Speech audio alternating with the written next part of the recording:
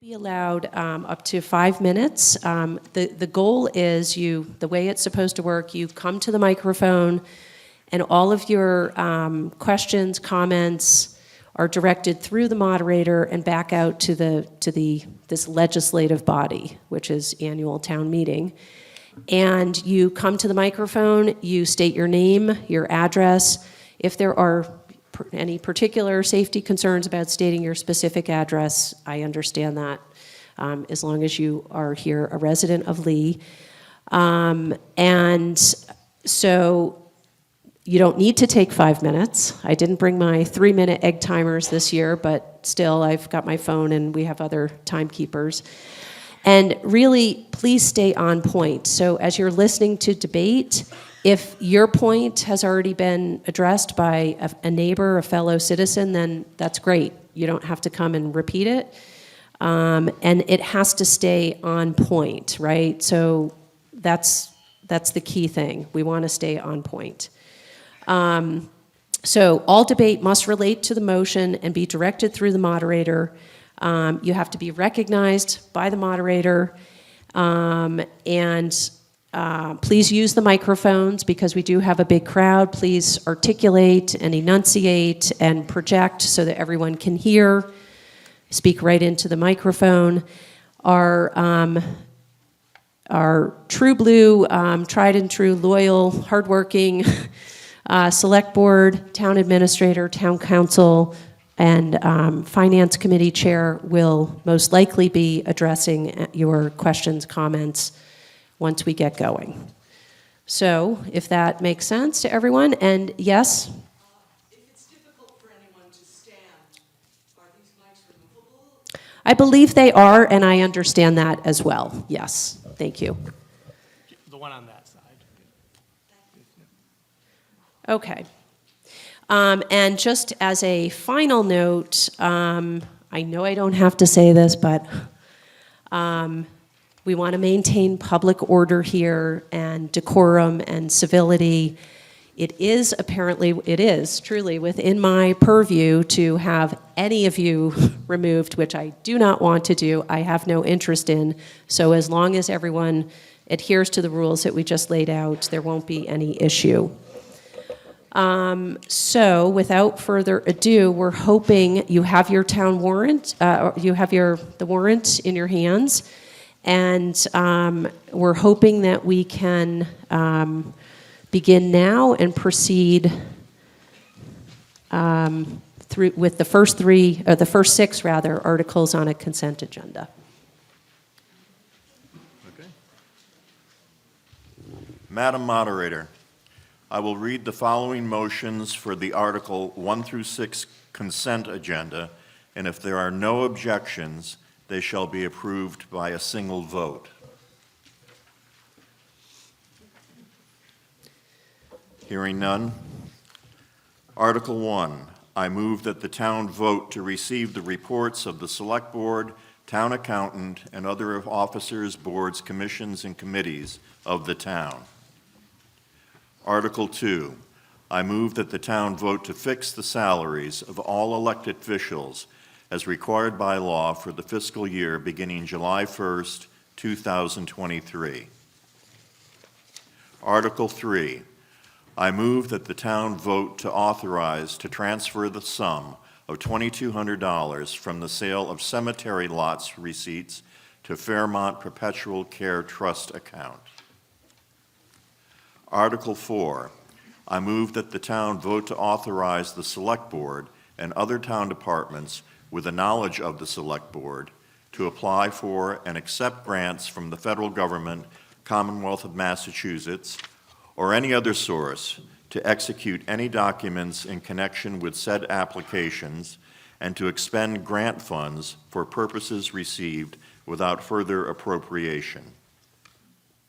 Article 5, I move that the town vote to expend Chapter 90 sums for fiscal year 2024 as provided by the Commonwealth of Massachusetts to repair and pave the town's roads. And Article 6, I move that the town amend Article 2, 7-3 Capital Outlay Committee appointment membership by striking one town meeting member from each of the representative districts, and inserting 6 members at large, and adding, members shall be appointed for 3-year overlapping terms. 3 members shall be appointed annually. If there are no objections, I move Article 1 through 6 as a single vote. I will second the consent agenda. The motion has been moved and seconded. Thank you, Selectman Renier and Selectman Jones. Is there any debate?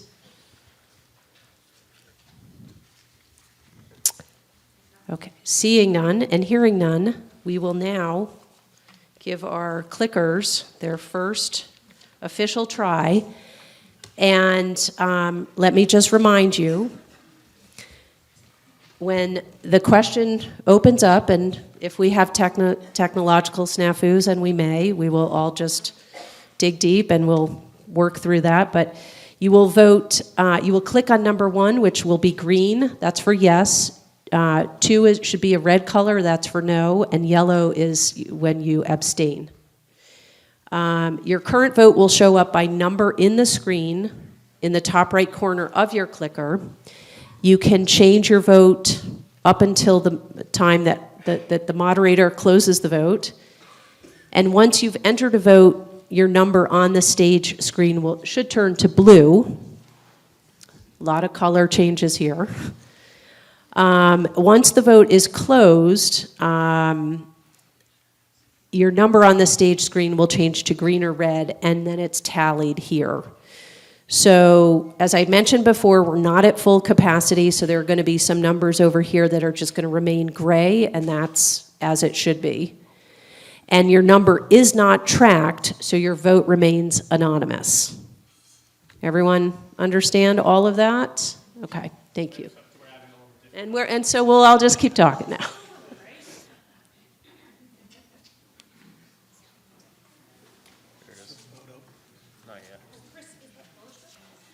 Yep.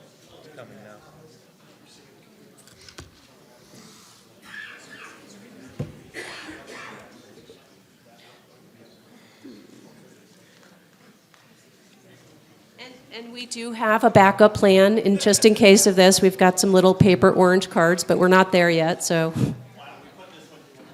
And, right, I think we can put this one to, we put this to a voice vote, I think. So, all in favor of accepting,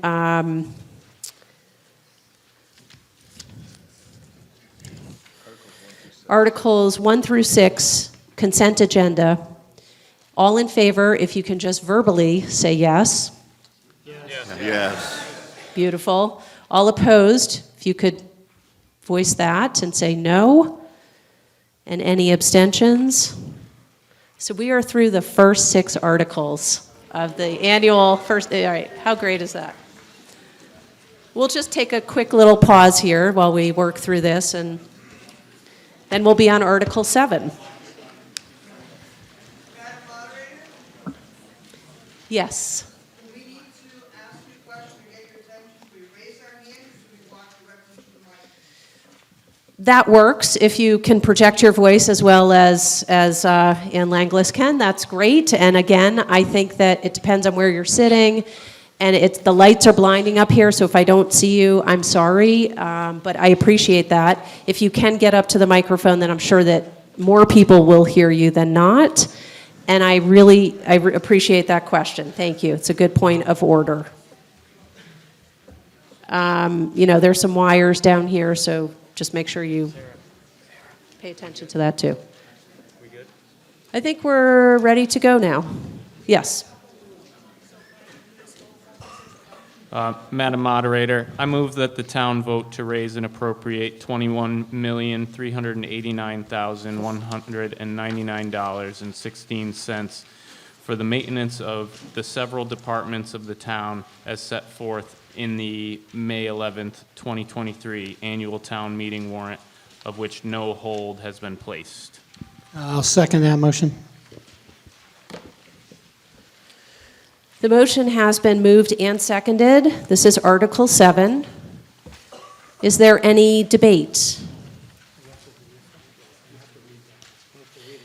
Oh, I'm sorry. Yes, I'm sorry. I'm shuffling papers and trying to. Thank you, Chris. Okay, so, right, this is the article.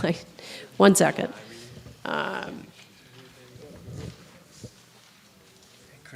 Okay.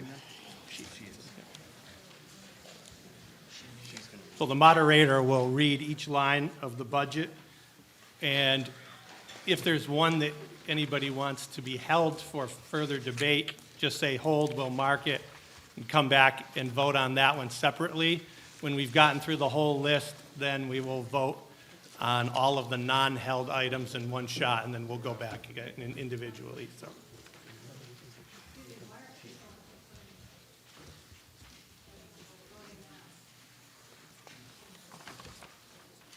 We can change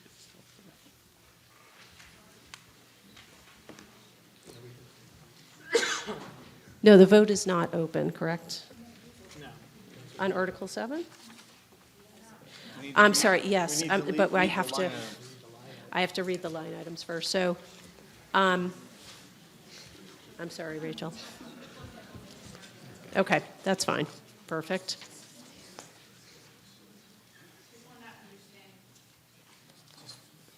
So,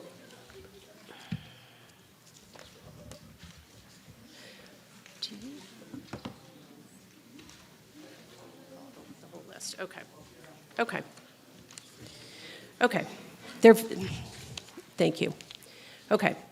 So Article 7, I'm going to go through as Town Administrator Britton just explained. We're going to go through every dollar amount I will read for FY24, which you can see is what the Finance Committee has recommended. So for the moderator salary, my favorite line item, $150, and moving right on to the Select Board, $62,717.97.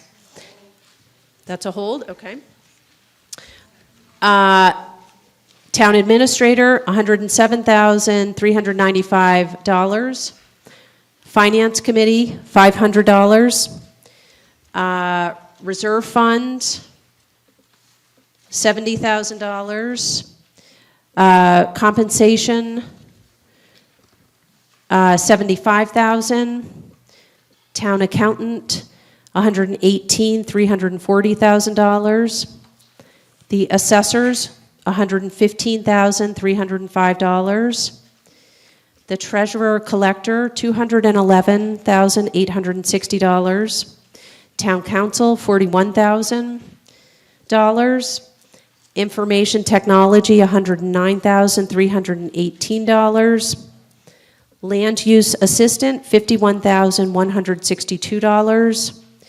Town Clerk, $67,241.13. Elections Registration, $15,500. Conservation Committee, $5,350. The Planning Board, $8,081. The Zoning Board, $2,575. HR, $48,125. Town Reports, $3,600. Okay. Office Equipment, $13,260. Staff Development, $4,000. For total of $1,130,480.10.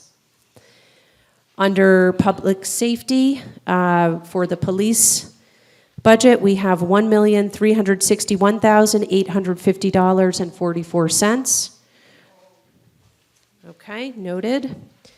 For fire and EMS, $1,099,498.55. Building Department, $120,713. Gas Inspector, $6,348.01. The Sealer Weights and Measures, $7,790. The wiring inspector, $8,661.87. The plumbing inspector, $8,110.10. Emergency management, $2,250. Animal control, $14,808.43 for a total public safety budget of $2,630,030.40. For the school department budget, we're looking at $10,647,487. Okay, noted. We'll come back to that one.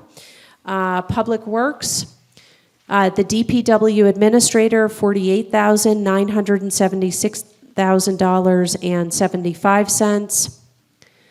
Highway construction and maintenance, $649,014.87. Snow and ice, $456,654.25. Street lighting is $76,500. Forestry, $47,400. Sanitary landfill, $21,730. Parks and playgrounds, $24,448.72. Public buildings, the Airoldi building, which is $32,984.72. The Memorial Hall Public Building, $56,194.72. And the cemetery, $94,555.63. Grand total public works, $1,508,459.66. Health and Human Services. Board of Health, $3,265. Tri-Town Health Department, you can see the grand total at the top. The town of Lee's share is $156,129.85. Was there a hold? Okay. The Breen Center. Just want to note that we do approve the 483, and then the other towns pay us back, so. Thank you. Yes, thank you. Okay, so we have a hold on the Board of Health, the 3265, okay? But not on the Tri-Town Health, okay. So the Breen Center, $2,867. Community Health Program, $1,250. Cable Advisory Committee, $150. The Council on Aging, $72,410.97. The Lee Youth Association, $59,920, and Veteran Services, $76,627.40. Grand total, $372,620.22. Recreation and Culture, the Lee Library, $318,439.59. Sandy Beach, $61,103. Noted, thank you. Cultural Council, $4,800. Historic Commission, $485. War Memorials, $2,900.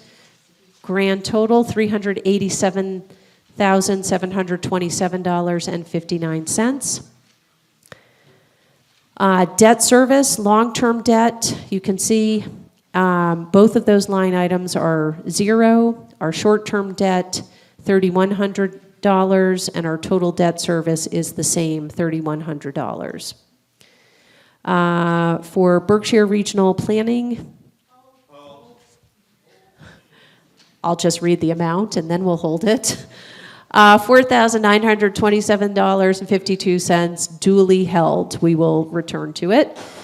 For fixed costs here under employee benefits, Medicare, $178,000, $130.67. Berkshire County Retirement, $1,054,999. Health insurance, $3,133,786. Life insurance, is $18,000. Workers' comp is $128,658. Police, medical, $2,033. We have no Medicare B penalty, which is fantastic. So total employee benefits, $4,515,606.67. I just want to make sure that the health insurance number is accurate, since it's the same exact number as last year. Yeah, it's level funded, so, yeah. The question was, a point of clarification, thank you, to make sure it was accurate, looked like the same number as last year, and Administrator Britton clarified it's level funded, so that is accurate. Thank you. Under insurances, we have liability insurance, $127,770. Okay, noted. Other insurance, $60,990. Subtotal insurance, $188,760. Total fixed costs, $4,366, and 67 cents. Our total budget is $21,389,199.16.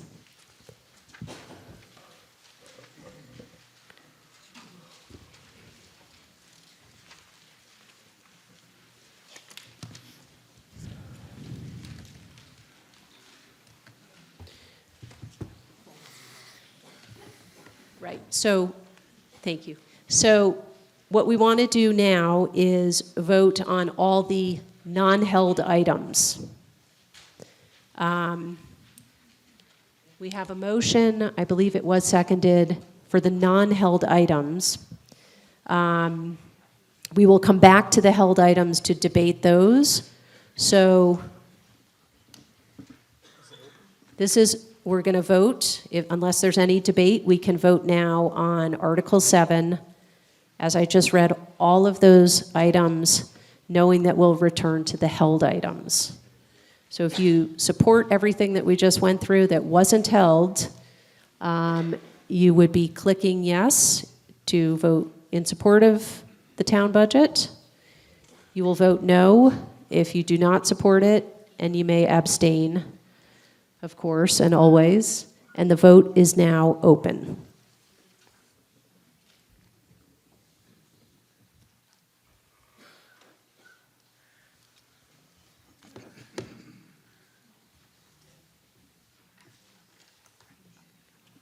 Okay, so now the vote will close.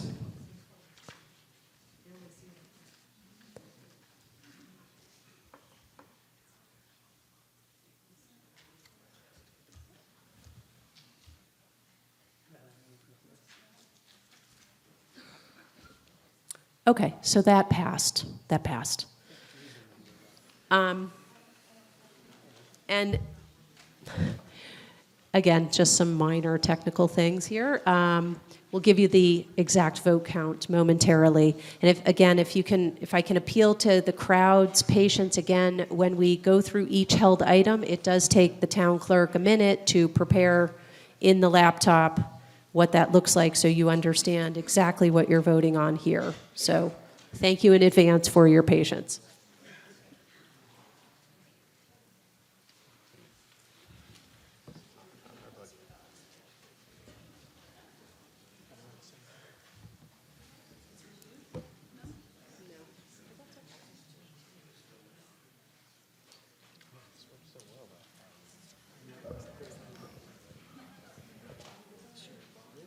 I promise we tested this before and it worked, but the computer does say it's passed, but I know everyone would like to see it come up there, so. Yeah, so we know it passed because it's showing up as green on this laptop. I'm being 100% candid with you, and that means it's a majority, which, thank you for that clarification. We can't explain this right now. If you want to, just do a voice vote, so we're. Yes, and we- Everyone's confident in that, we can do that, which we used to do before we got these, so. So that is a good point. Thank you. We can vote, a voice vote, all in favor for Article 7, the non-held items, all in favor? Yes. See that, I know, if we know that, we could hear that pass, but anyone opposed? Any abstentions? Okay, so we're going to try now we are going to return to the first held item, which was for selectmen. Yes, thank you, that's $62,717.97. And again, I know we're going to get this all right. Thank you. District, or Deidre Consolati, I live on Main Street. I'm up here to state that the Select Board was formerly a voluntary position. They were not paid at all, or anyway, maybe $2,000 at the most. So now we're up to $21,000 a year, and seeing as all the rest of us here are volunteering, it just seems to me that that figure should slow down a little bit. Thank you. Just as a point of clarification, so the selectmen only get $2,100 each of that, and most of that is for the administrative assistant. It's a 40-hour-a-week position that works for the board, so. Thank you. Thanks.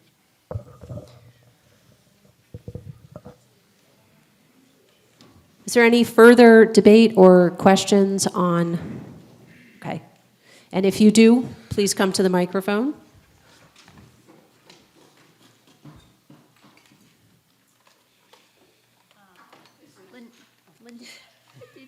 Linda Sizzle-Lee. You have to, if you could step closer, thank you, so we can all hear you. All right. I had a question on what is the land use, who is or what is the land use assistant? And how is that point of function in the order. town? Yes, I think that's a different line item in the budget, which we will get to. We're still on line 122 for the selectmen. We'll get there. Any other debate on the selectmen? If none, we will, seeing none and hearing none, we're going to now just vote. All in favor of this Finance Committee recommended amount that you see, $62,717.97. All in favor, please vote yes or click 1. And we could do it if we must. It's coming up. Thank you. All in favor, you would vote yes. All opposed, vote no. Okay. So it's a temperamental. It's its first open town meeting, too, in a long time.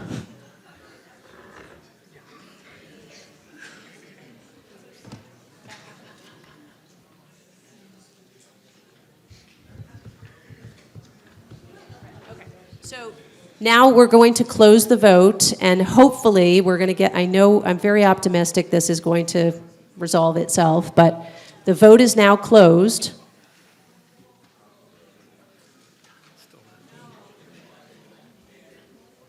And that passed with another green icon here. Please take my word for it. We'll get exact numbers to you as soon as we can. The next item, and I do appreciate your patience, really, honestly, I do. Okay, even better. So we're making some executive decisions. We're going to do voice votes for the rest of these held items. How's that? Everyone okay with that? So, okay, beautiful. So line item 195, that was held, the town reports. Deidre Consolati, I live on Main Street. I'm so interested that all of these other items in the budget have been raised by such huge figures, yet the town reports, which are so essential, that town report is so essential to every family in Lee, we choose to make it a $3,600 mailing, where it's not even a mailing, right? They mostly can pick it up at town hall. Well, why don't we think about having every town report be mailed to every registered voter in the town of Lee so that everybody can get this information ahead of time and make an educated presentation at the next meeting? Thank you. Is there any further debate? Okay. And if there is, please come to the microphone, please. Thank you. No debate. I just want to thank the Board of Selectmen and their new administrative assistant for making a beautiful town report this year. And I hope everybody gets one on the way. I was going to say that too. Thank you so much. It is gorgeous. This is a work of art. Thank you. Thank you. That was very nice, and this is great. So if there's no further debate on that, we will proceed to the vote. Again, this will be a voice vote. So all in favor of $3,600 for the town reports? Yes. Any opposed? No. And abstentions? And I would say that passed. So we will now proceed to line item 210, the police, that someone had, or that was held.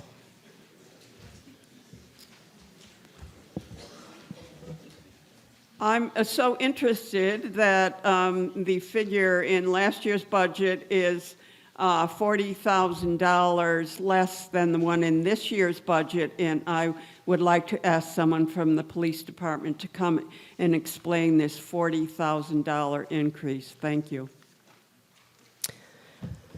Thank you. I wonder if, yes, we do have Chief DeSantis, but I in a dual role, perhaps. But I don't know if someone here at the head table can address that. Or wants to. Oh, yes, I'm sorry. No, Chief DeSantis, thank you.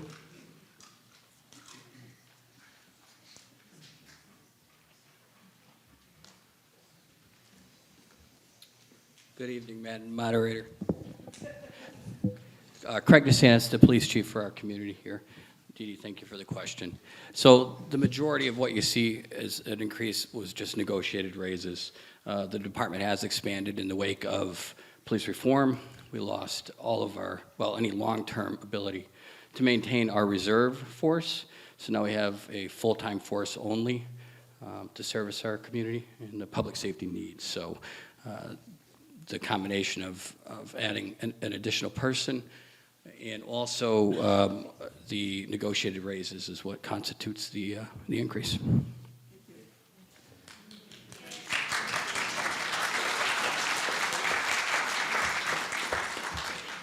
Thank you. Okay.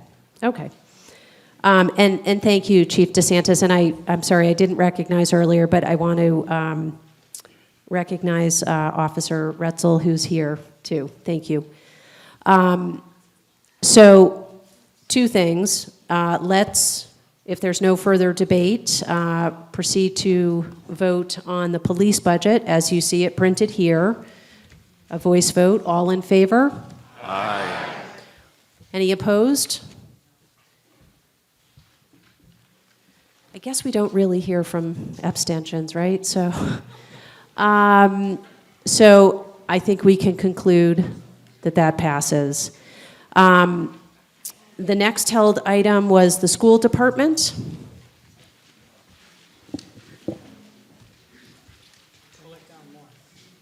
Yes, please. Cornelia Kalisher, South Lee. I ask this every year. How many students are in the school is my question. I should know that, but I don't. I truly believe in education, but every year I encourage the town to join forces with Lenox or another town, as other towns in our community are doing, so to help our tax rate decrease, since we have a very small population in the school. And I really want to know if that's being considered on any level. Thank you. Thank you. If I could get some answers to that, too. Forthcoming.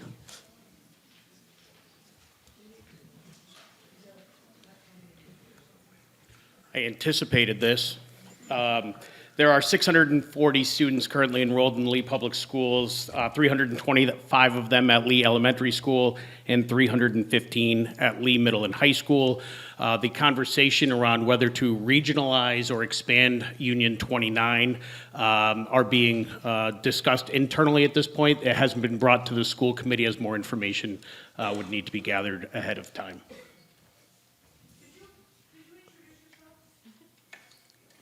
Sure, I apologize. Michael Richard, Superintendent of Schools.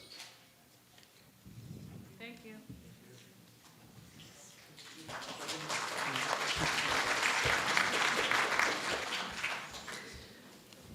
Okay, if there is any further question that needs to be asked, now would be that time, and if there is not, we will proceed to voice vote.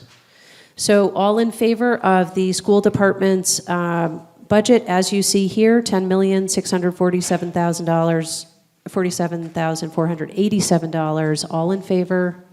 Aye. Aye. All opposed? Okay. So that passes too.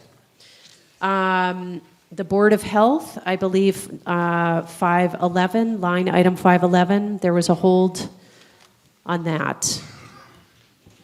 Unless I misunderstood.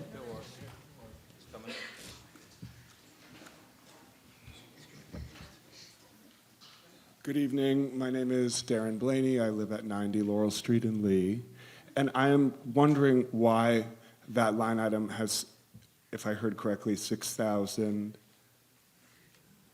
3265. 3265. This is for the Board of Health. To me, it seems like a fairly small number, considering the issues that we're dealing with in the town at the moment.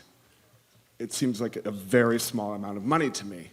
So I don't understand why we would spend so little money on the Board of Health. I don't know what the figure should be. I don't understand what the money's used for. So I would like some clarification on that. Thank you.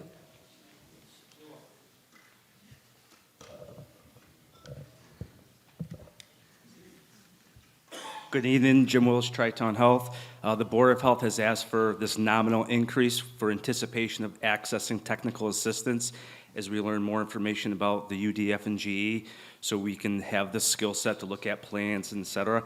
And it is a small amount. I would entertain a motion to increase, but we don't know how much.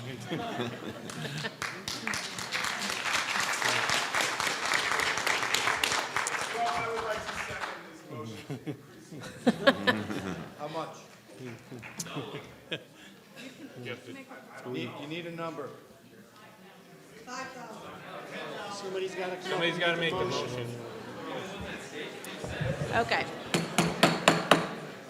I have to help maintain order here. Thank you. Yes. This is John Cody, 51st Street. This isn't the total Board of Health budget.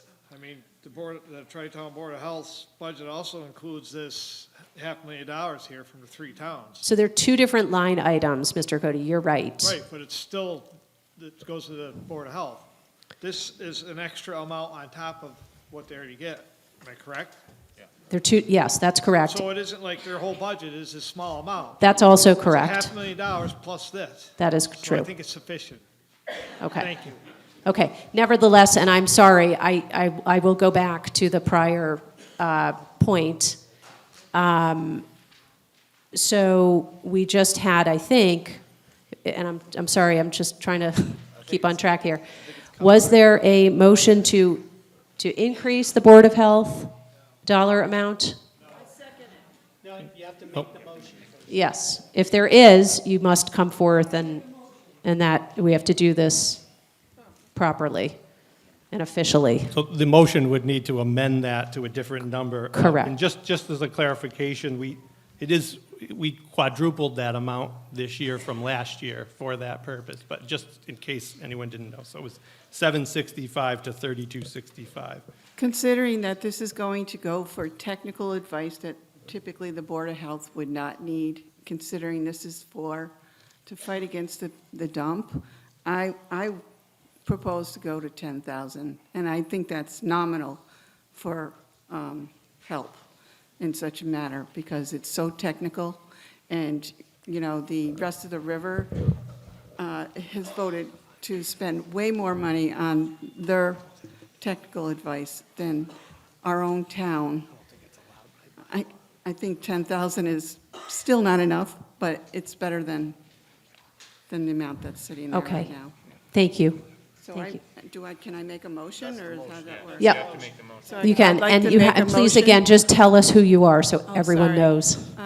Gail Cericia, Lee, and I would like to make a motion that we appropriate $10,000 for technical assistance to fight against the PCB dump. Thank So- you.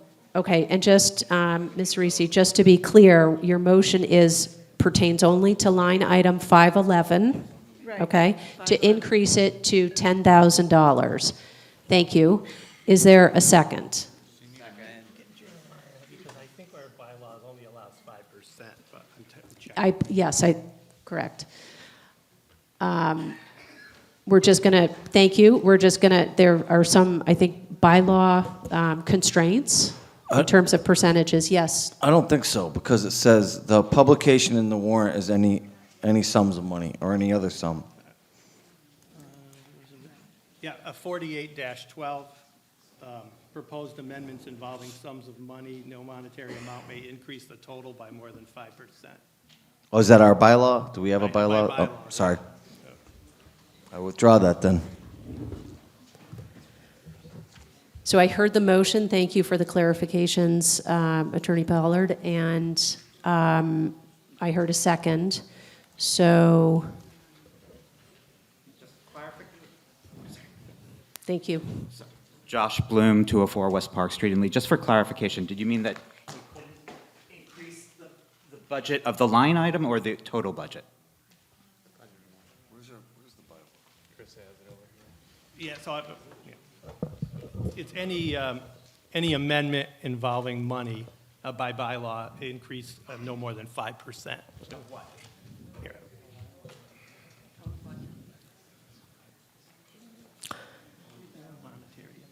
Didn't everyone read the bylaws before? No, just kidding. Just kidding. Sorry, sorry.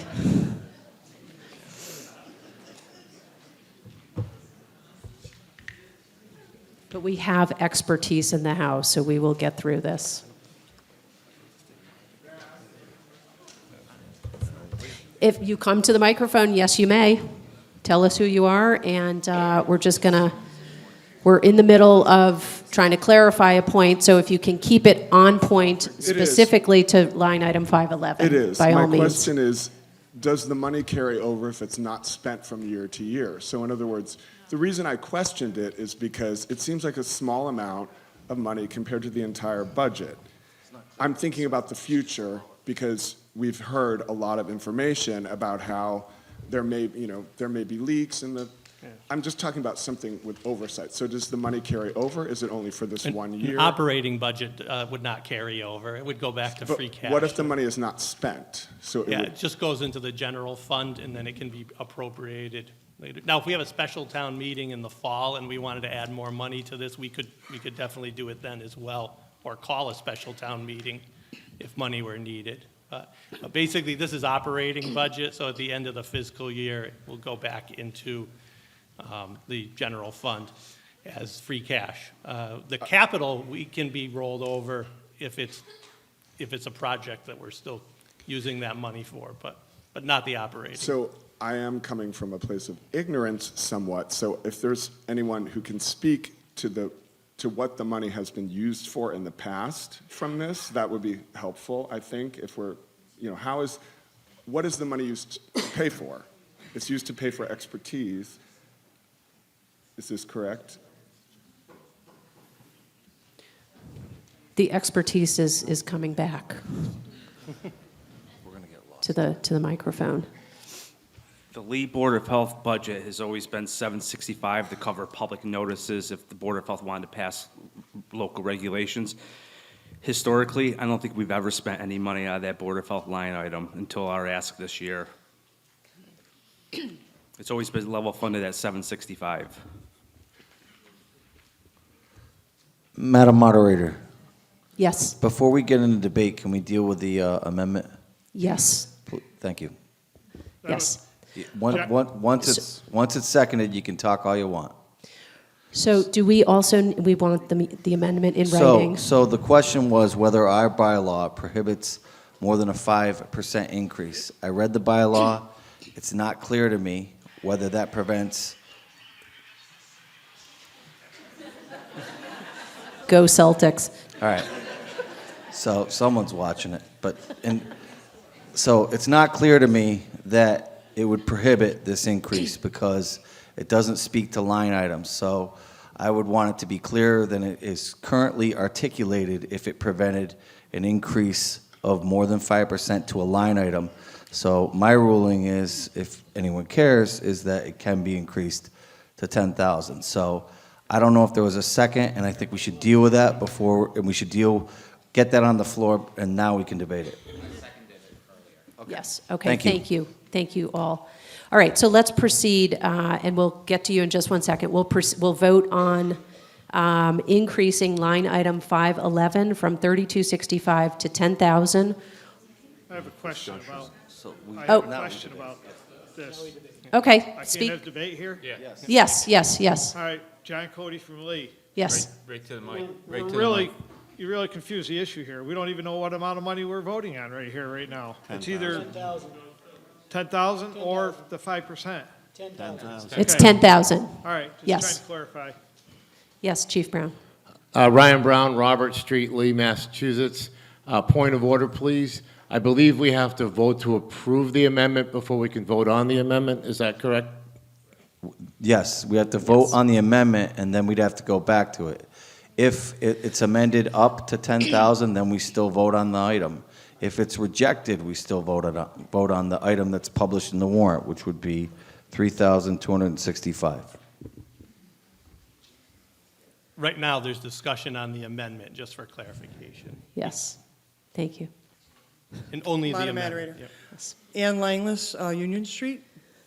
So as I understand it, this money that is only used for the town of Lee, it is the Lee portion, that we cannot use money from any other part of that larger of the tri-town money.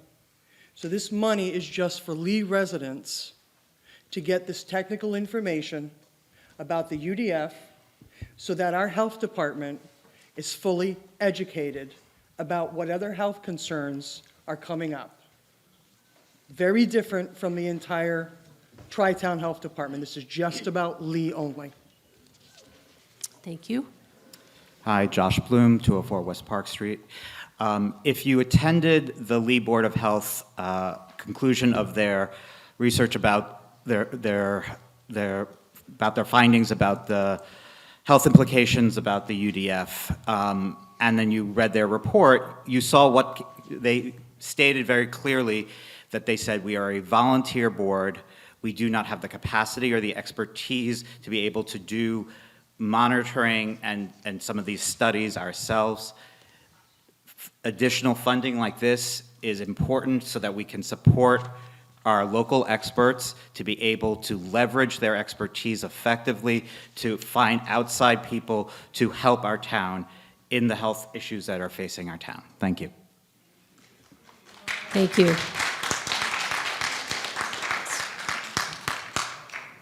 Cornelia Kalischer, again, South Lee. I actually do think I will vote for this after listening to this, because each year, prior to the last 2 years, I think it was, we voted on $10,000 a year for the Rest of the River Committee to help join together the 5 towns, to have a lawyer to keep the dump away. So this is about $10,000 for our town to hold to this. Thank you. Thank you. Okay, so we do need to approve the amendment, if that's what we're going to do next. Okay. And I'm sorry that this persists, but what we're going to do now, then, we can, unless there's any further debate, we will vote on the amendment. we're going to do this by voice vote. So this would change line item 511, it would increase it to $10,000. All in favor of that increase? Aye. All opposed? No. Any abstain? Okay. Jesus Christ. Can I? We have a can standing vote, please. Hold up your, Yeah. stand up with your card. Okay, so we're going to do standing vote, voice vote now too. All in favor, if you can stand. Hold up your card so we know. And we may have to, yeah. Oh, yeah. Can't stand. Keep your hand up.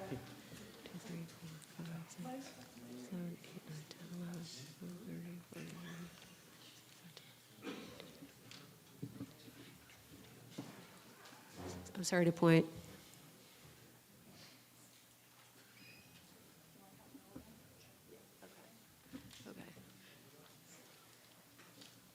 Okay, sorry, thank you. Keep your arms away. 1 second, I'm going to count the middle one more time. 1, 2, 3, 4, 5, 6, 7, 8, 9, 10, 11, 12, 13, 14, 15, 16, 17, 18, 19, 20, 21, 22, 23, 24, 25, 26, 27, 28, 29, 30, 31, 32.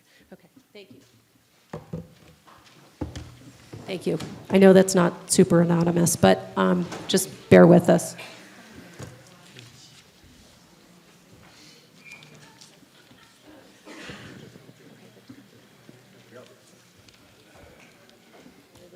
Okay, so just because this is, we're going to do this all officially. So all opposed, if you could also just stand up for just a second. I think mathematically we know the answer, but we want to make sure. Good. Okay. I'm going to count.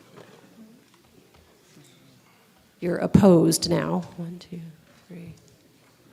6, 7, 8, 10, 11, 12, 13, 14, 15, 16, 17, 18, 19, 20, 21, 22, 23, 24. I got 28.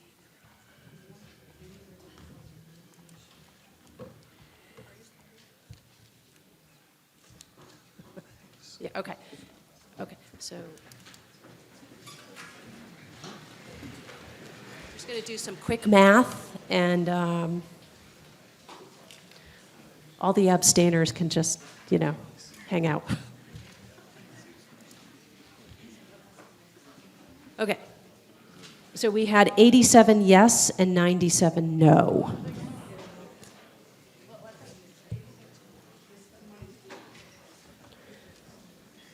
Okay. And we're writing this all down.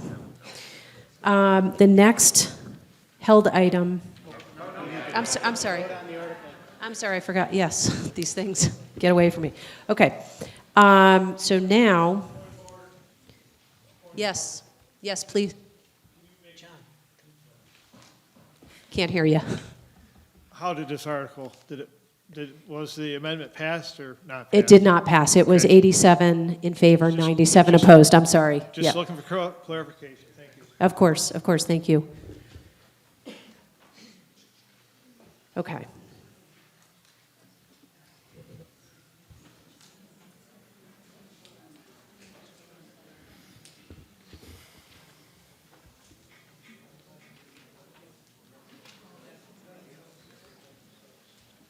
Okay, so we're going to vote on the article.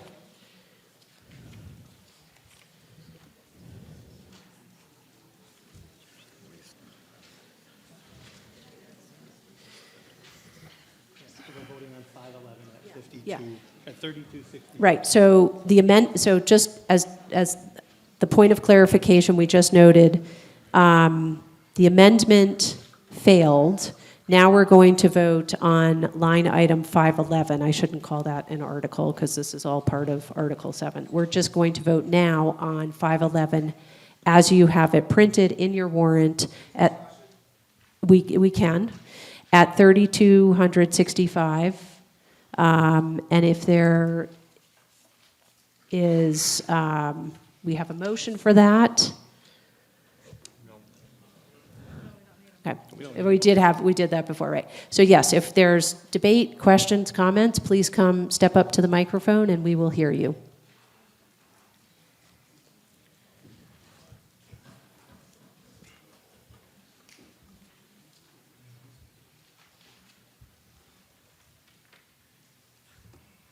Jim Castner, 111 Woodland Road. And I'm pretty disgusted that you won't give the Tri-Town Health Department $10,000. Well, the lead, whatever. It's disgusting to me. Half the town don't care about the other half. I'm sick and tired of it. So I want to make an amendment. Well, how about $9,000? Anybody second it? I will. I second it. There you go. Let's vote again. We can do this all night.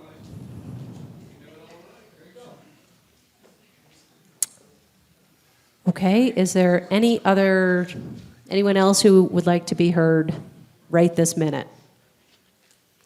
Okay, please step to the microphone. Tell us who you are and... Monica Ryan, 165 Laurel Street. Let's all remember that they're volunteers. They will spend the money wisely if they need it. If they don't need to spend it, it will just go back into free cash. So I trust that the Board of Health would, if they need to spend that money, spend it wisely so that they can protect our health. Thank you. Thank you, Ms. Ryan. Appreciate it. Mr. Cody? Basically, the Tri-Town asked for this amount of money. I think they know, I trust them to know what they think they need. Can you come a little closer? Thank you. The Tri-Town Board of Health asked for this amount of money, or the Town Board of Health asked for this amount of money. I believe they know what they need. They asked for that. If they needed more, they would have asked more money. That's why I don't believe in just throwing a bunch of money at them for no particular reason. If they needed more, I believe they would have asked for more and put it in the article.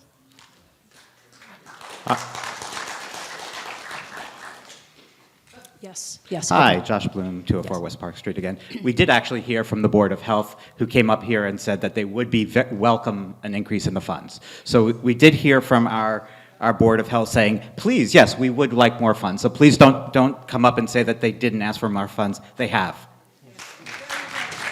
Noted. Thank you.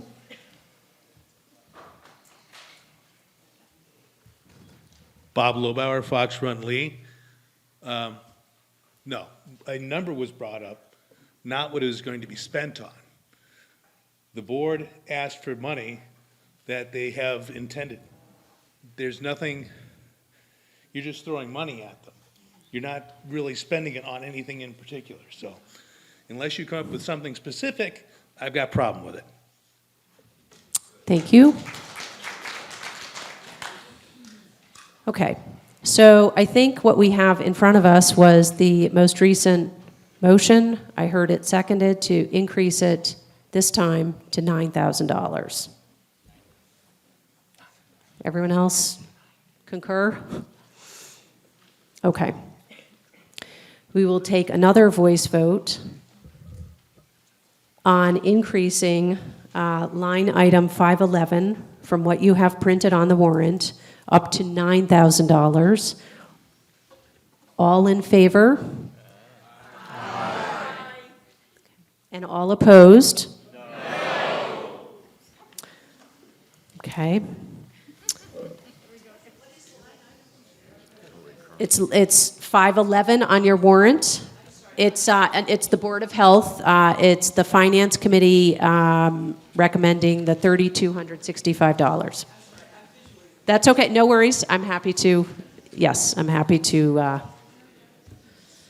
clarify that. So, okay, I think we have to, again, count. So everyone who voted in favor of that, if you can stand up, and we will all count right, middle, and left, and then we will do the same thing for opposed.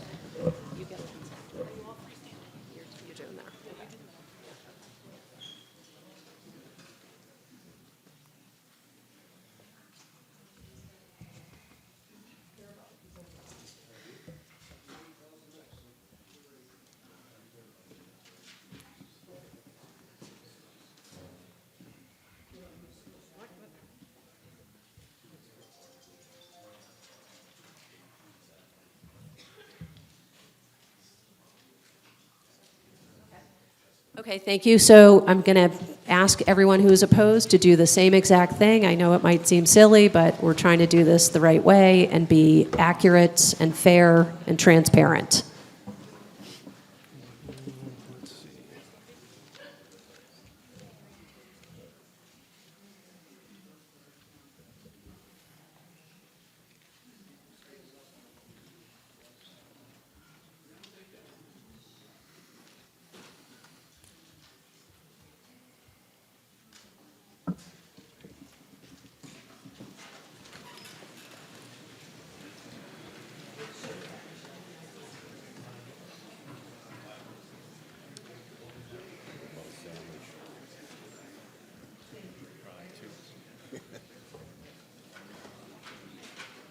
Okay, so once again, that amendment did not prevail. The vote was,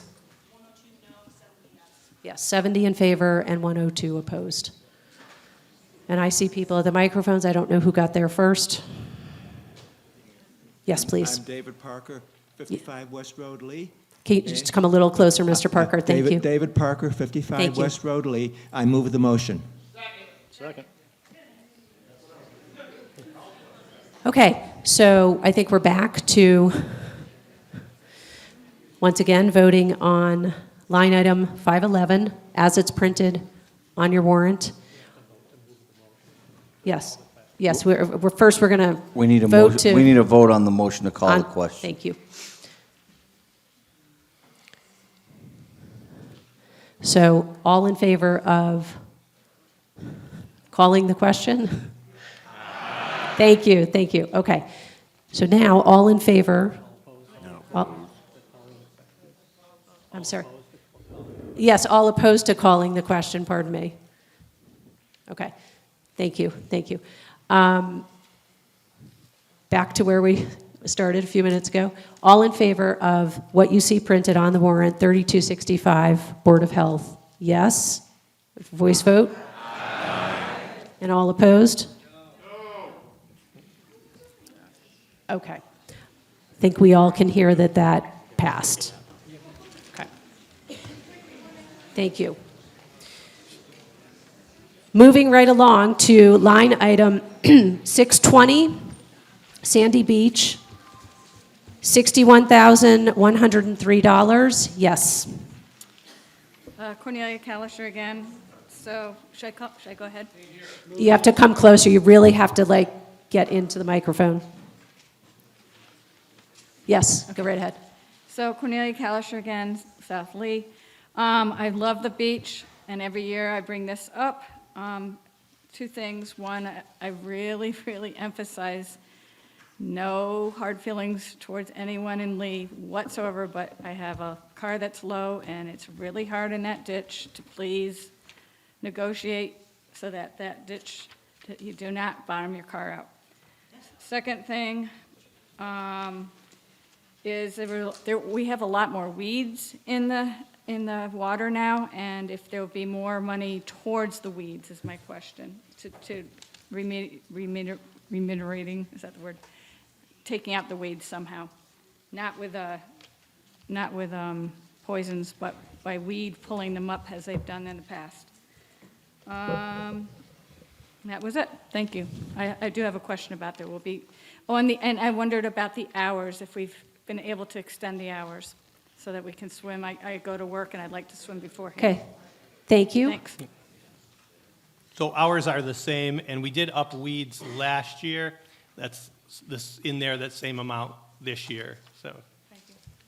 And how about the ditch? We have no control over, that's a private road, so. Encourage the negotiation. Is there any other debate, any other questions? We will try, and I appreciate your hanging in there. I think we're going to try to, yes, we're going to try to do this now. Back to the clickers. So we are voting on, again, it's line item 620, Sandy Beach, $61,103 expenditure budgeted, recommended by Finance Committee, and we will open the vote within seconds.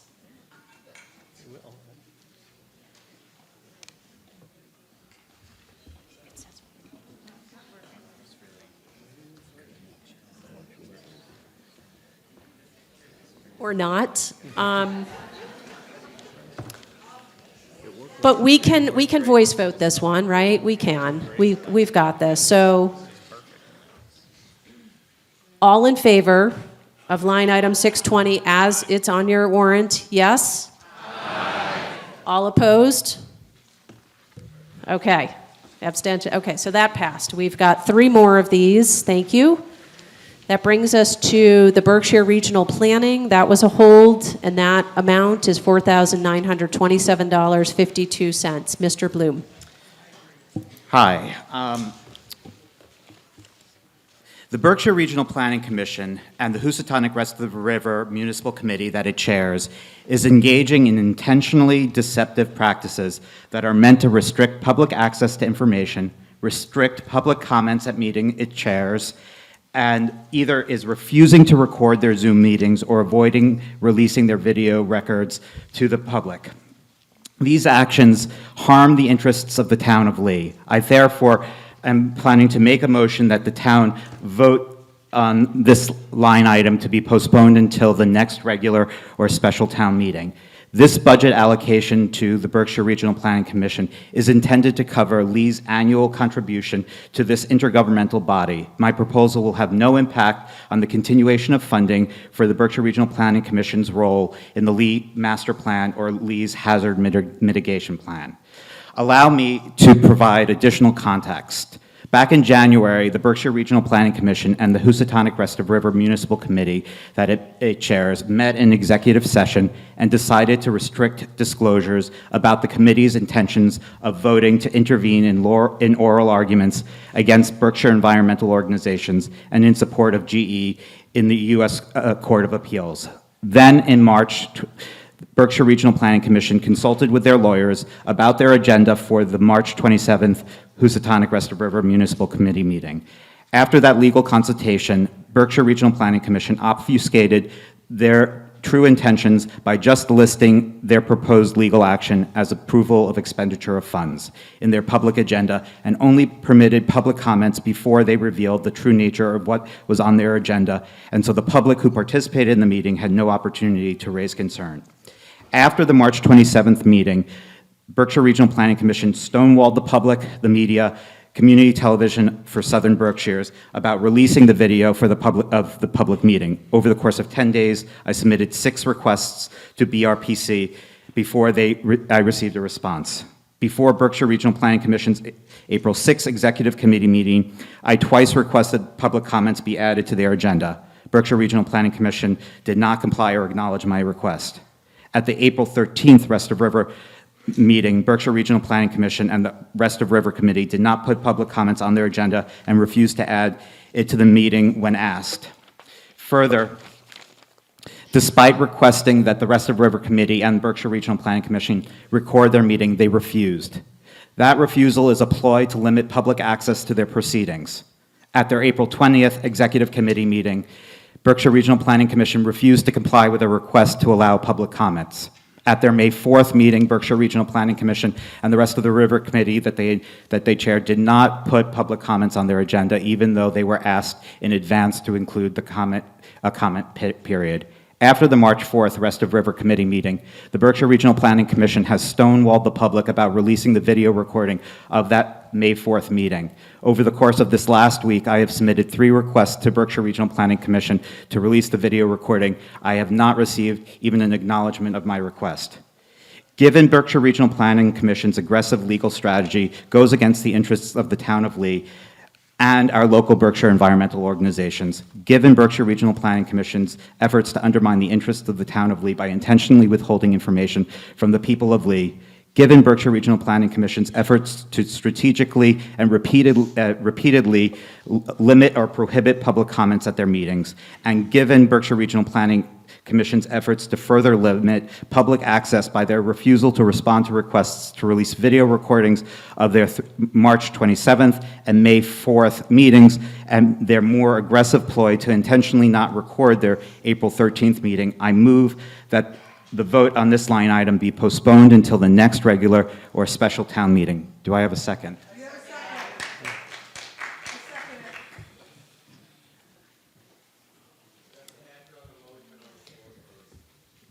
Ann Langlis, Union Street. I've attended many of those meetings alongside of Josh, which several other people from the town of Lee have also attended.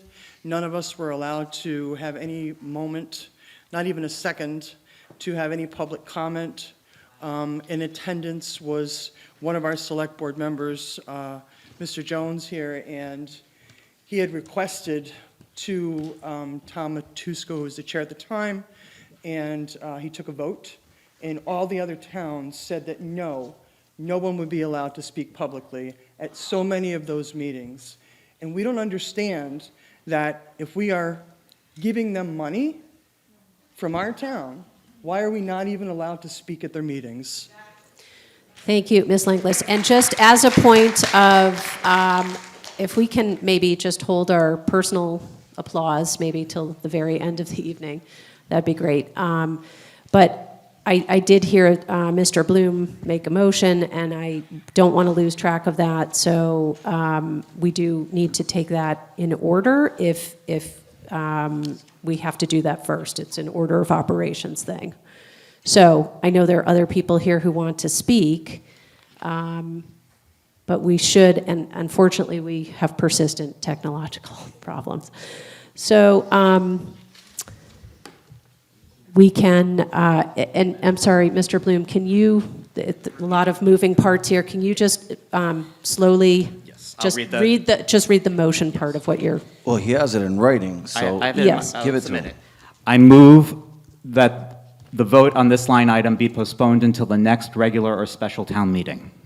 That's what okay, thank you. That in effect would be a zero on this line item, because we can't bind a future, that's a proper motion, but I want people to be clear that you can't bind, this is a legislative body that is assembled here tonight. You can't bind a future legislative body. So that is a proper motion, but it's in effect a zero for that line item. Thank you. And that is debatable before we vote on it. It's debatable. Yes, okay, thank you. So, okay, so it's been seconded, thank you. So now we open up to debate on Mr. Bloom's motion, which Town Council has just advised us is a proper motion, but makes this effectively zero because we cannot bind to the future, and we are a legislative body. Is there any debate on the motion? Sure. Thank you. Okay, according to the intergovernmental agreement that have established the committee, BRPC serves as the agent for the committee. BRPC has served as agent since committee was formed in 2013.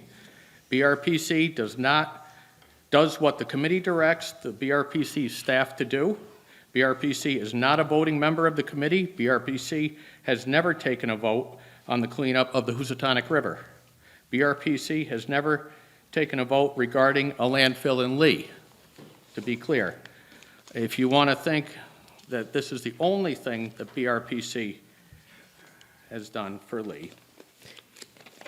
And we all know Mr. Donovan. I'm sorry, Buck Donovan, Lander Road, Lee. Thank you. I serve on the planning board and also on the Thank you. BRPC board. So we have 40R zoning. They helped with us months and months to do that zoning. We have the mill assessment project, $300,000 community-wide brownfields assessment that'll be going, that is used. Energy savings, BRPC currently working with Lee to promote and assist residents, businesses applying for mass save programs, climate adaptation, setting up FEMA and MVP state approvals. Let's see, keep on going. We got the bikeway BRPC works on. Group purchasing program for the town of Lee, saves the town a lot of money. Master plan, anybody on that committee, and open space recreation? Excuse me? Continue, Mr. Donovan, thank can you. Keep your time going, I think I'm well within it. So we have the master plan and open space rec is going on. 300 Stockbridge Road site evaluation they're helping us with. And then if you wanted to get into technical assistance, solar bylaws, marijuana bylaw, road inventory data, pavement ratings they do. It goes on and on. Mm-hmm. And the final clincher is we're obligated to do it. It's set up that way. So if we don't pay this, we're in breach of contract, and the contract goes back to the 60s. Some of us were there. Thank you. Just barely. Thank you so much. Again, this is debate on the proposed, or the motion to postpone. Yes, please. Thank you. Ulrike Nagel on Columbia Street. I follow on from what the previous gentleman said. I just wanted some clarification if this is an amount that covers all of these involvements with the Planning Commission, or how it separates out. What is this amount exactly for? Thank you. There's certain things that we don't pay extra for that are done, some of the things that Buck just mentioned. The larger programs we do pay extra for, like our master plan, our HMP, MVP plan. Those were funded by state grants we received that essentially we pay to BRPC for those specific projects. So it's a mixture. Not just for the river, right? I mean, for the river issues. No. No. Right. Okay, thank you. Josh Bloom again. I just wanted to say that Buck was factually inaccurate, and that it's unfair to have presented that all that work that BRPC does is contained in this budget line when several of those things may be from outside grants, and we know that those are things from outside grants. This has no impact on the regional, on our strategic plan. This has no impact on the hazard mitigation plan. That work with BRPC and the work that we do with BRPC on those other outside grants will continue. Thank you. Mr. Bloom. Madam Moderator, I'm Peter Blum. I live on Orchard Street. I'm a member of the Planning Board. I agree with Mr. Donovan's description of the events. I just want to elaborate on them a little further. Please. The 5,000 roughly that's an issue here does not produce any immediate benefit to the Planning Board, but its availability of a consulting service of great value to us. And the Planning Board considered this question, anticipated this motion at its meeting on Monday night, and the vote was to support the budgeted amount as it appears in the town report. The vote was 4 in favor, 0 against, and 1 abstaining. I also want to comment on some of the things that Mr. Bloom asserted. He has indeed, apparently, I don't know this from the recipients, but from him, he has apparently indeed filed a great number of public records requests. But as I understand the law in the state, a body that receives a public records request, and certainly a body that receives the number that this body has received from this person, has 2 weeks to respond, and I don't think that they have violated that in any case. He has also asked for time at public meetings, which frankly I think I'm more on his side than not. I think that public bodies should offer time for citizens of their members when asked. But I don't understand that it's a requirement of law, and I further understand that all of this material has been filed with the Attorney General of the state as a complaint and will be ruled on in due course by the Attorney General. I want to second Mr. Donovan's observation that this is not an optional payment. The town of Lee is a member of the Berkshire Regional Planning Commission. It was formed, I think Mr. Donovan said, 60 years ago under an agreement that we signed. And under that agreement, there's an annual thing called an assessment. And we're obligated to pay our assessment. It's just a bill that we have to pay, regardless of who's mad at them for whatever reason. And finally, I do want to say, as a matter of just my own judgment, it seems to me that it's very unfair to blame the Regional Planning Commission, who, as I don't understand all of the details, but it seems to me they are much more in the role of sitting in the room when decisions are made.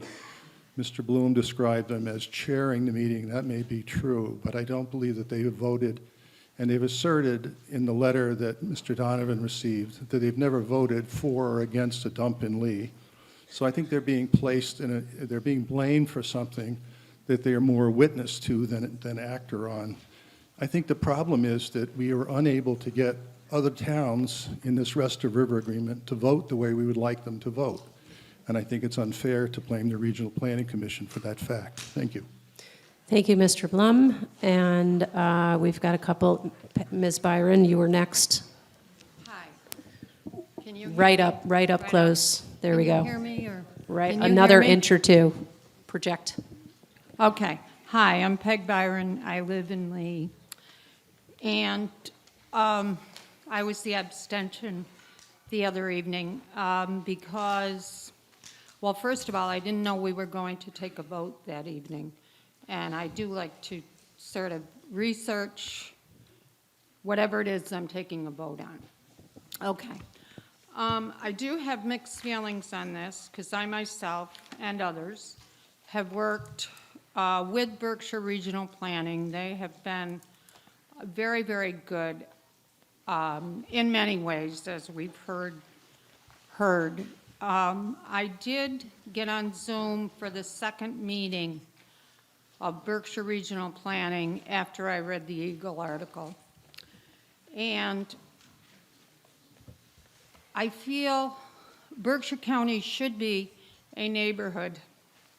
And people should, as in the town of Lee, we have a neighborhood and the people are wonderful. When people are in trouble and they have a problem, you can count on people. They're there. Berkshire Regional Planning has maybe put forth whatever, the upland disposable facility, and it's caused a lot of issues in this town.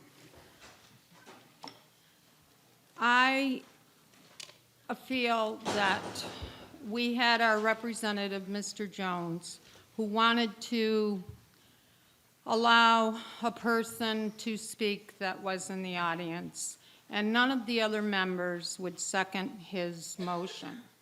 They have the right to do that, I understand, but we are paying them this amount of money out of I realize it's a $6 million budget that they have, and we're giving them a small amount of money. But in my mind, and I know they don't have to do it, but I would like to hear what people have to say, even if it is a difference of my opinion. I may learn something. It's very possible I could learn something. So I called our town accountant, thank you, Jennifer, and she said that Berkshire County Planning, last year we gave them $29,562.93, and the year before it was $7,913. I really feel badly about this whole situation, and I know I'm emotional at times, but I really feel we should be working together as a neighborhood and helping people when they possibly feel there are issues that may be health-related. Thank you very much. Thank you. Okay. Thank you, Ms. Byron. Again, if there's any further debate on the proposed motion to postpone, we will hear that. And anyone who is exiting that back door, if you could do us a solid and just hold the door before it slams shut, that would be so great. Thank you. Yes. Yes, Cornelia Kalischer, I would like to hear from the select board. Closer, thank Cornelia you. Kalischer, I'd like to hear from the select board what they feel about this article.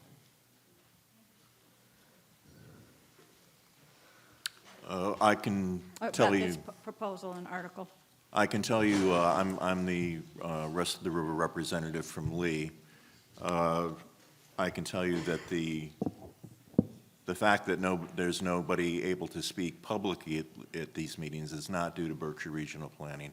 It is in fact due to the other 4 towns voting unanimously not to let the public speak. I can tell you also, from talking with Berkshire Regional Planning directly, the Berkshire Regional Planning is in fact an advocate for the Rest of the River Agreement as written. I can tell you also that the other 4 towns, the Select Board has reached out to them to communicate with them directly, and all of them have declined. So Lee stands alone in all of this. As far as this motion is concerned, Berkshire Regional Planning is working with the other 4 towns. I had hoped originally, as it is on their cover page for Rest of the River, that they would act as a facilitator, a moderator, try to find solutions to bring the towns together, but that is not the case. So Berkshire Regional Planning is working with with Lennox, Stockbridge, Great Barrington, and Sheffield in concert to make this UDF happen. Okay, so I'm going to leave it to the voters to decide whether they want to withhold funding or not, but they don't in fact vote on these things. But I can tell you that they are advocating for the other 4 towns. Right. How about the other 2?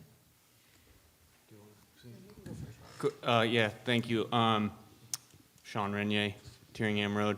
I think that BRPC offers a lot of very great services to the community, and this is a small portion of their budget that we would be contributing to, and we've, like we've said, we're a part of that assessment, and this is what we owe as our share. And I think, we stopped paying into the Rest of River Committee already in past town meetings, and I don't think that it's, this doesn't go towards that purpose. That's my comments. Mr. Bailey, thank you. Sure, thank you. From what I understand, Berkshire Regional Planning acts as the chair of the committee, and as the chair, they set the agenda. And to me, that's the problem, is not necessarily the other towns. But as the chair, they could easily put on the agenda public comment. Without a vote of all the rest of the towns, they can just say, we allow public comment. I have always historically allowed public comment in any board I've ever been on, and I've been on a lot.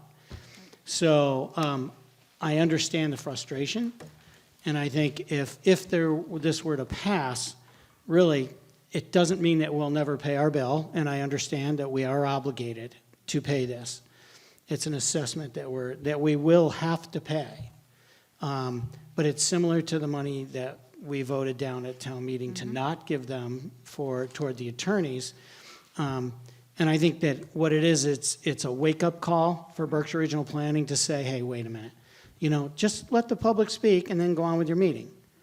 And for that reason, I would support this to say, hey, just wake up and say, we just want our citizens to have a voice. And you don't have to act on what the public says. I've listened to many things and decided didn't change my mind. And other times I've said, yeah, you know what, they have a good point, but at least I'm willing to listen, and I'm very discouraged that as the chair of this committee, the Berkshire Regional Planning would not allow a public comment. So I guess if I'm clear, that's my stance. Thank you very, very much. Thank you. Okay, and please, can we just hold please, I know we're going to need it to take a break shortly, but let's not have applause right now if we could. Thank you. Do you have anything further? I want to thank you for giving your comments. I've also attended that meeting and asked to speak and not been allowed to. I do believe they do good work.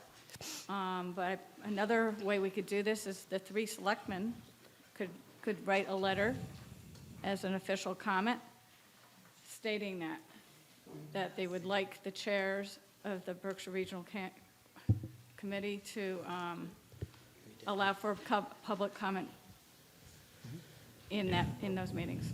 Thank you. Thank you. Okay, let's hold applause. And I'm just, yes. Yes. You beat me to it. Thank you. Thank you. Madam Chairman? Yes. Just one comment on that. While the board could write a letter, I think that a vote of a town meeting is going to carry way more weight with Berkshire Regional as a chair than an individual letter for three of us. That's all. Thank you. Yes. And again, this, excuse me, this is on the motion to postpone this. Thank you. I want to postpone this, I don't want to pay Berkshire Regional Transport, whatever their name is. Okay. They don't let me speak at any of the meetings. I put in, I file with the AG, I'm waiting to hear back on them. What are they hiding? That's what I want to know. What are they hiding? Let us speak. Okay. So I totally agree with Bob Jones and Gordon Bailey. Thank you. Okay, and you have to tell us who you are too. I am Janice Brain. Thank you so much. Okay. All right, so if there's no further debate, we can move to the vote on the amendment to postpone this, taking into account all of the debate and the input from town council. So effectively, we're looking at line item 800, Berkshire Regional Planning, on your warrant, on page 4, $4,927.52. The amendment, as proposed by Mr. Bloom, would postpone this, and Attorney Pollard has advised us all that that would effectively make this zero. So all in favor of that amendment, that motion, pardon me, we have to go back to voice vote, I'm sorry. All in favor of that? Aye. And all opposed? No. Oh my. Okay, so we're just going to do what we've done. All in favor, please stand up and raise your arms really high, and we will count you all. Just stay where you are, please.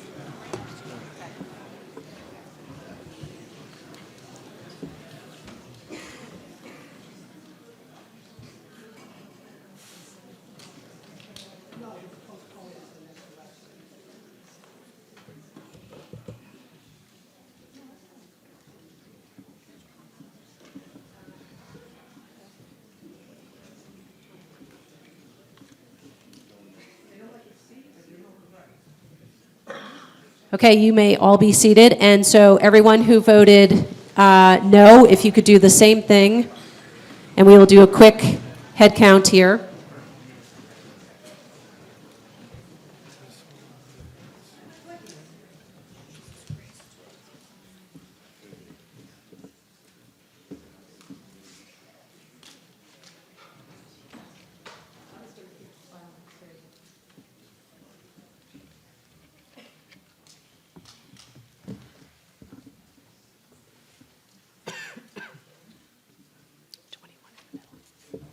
Okay, you may be seated. Thank you. We have to do some quick math, and then we will share the results. We will move to the, go back to the original amount. No, it's postponement, so you don't have to go back. If it's passed. Okay, right, if it had been postponed. But 62 voted yes and 89 voted no.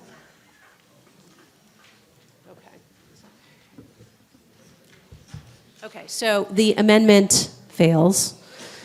So that means we go back to what you have printed on your warrant, and we will vote now on the amount you see, $4,927.52. Any debate? Okay. Seeing none, hearing none, we will vote verbally with your voices. All in favor of that? Aye. All opposed? All right, we're just going to stretch out again. So if you voted yes, please rise. We're getting our steps in and our exercise. Okay. Oh, yeah, this is. Yeah, the original amount.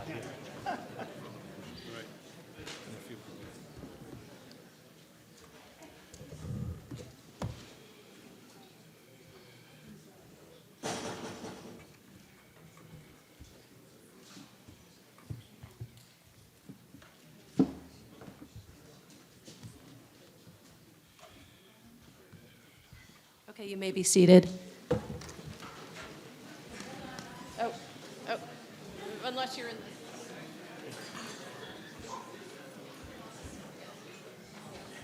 If you're in this section and you voted yes, could you please stand again? That was my bad.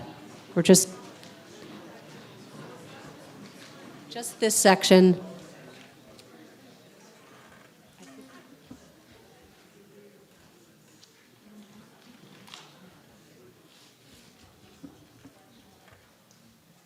Yeah. 1, 2, 3, 4, 5. Okay, thank you.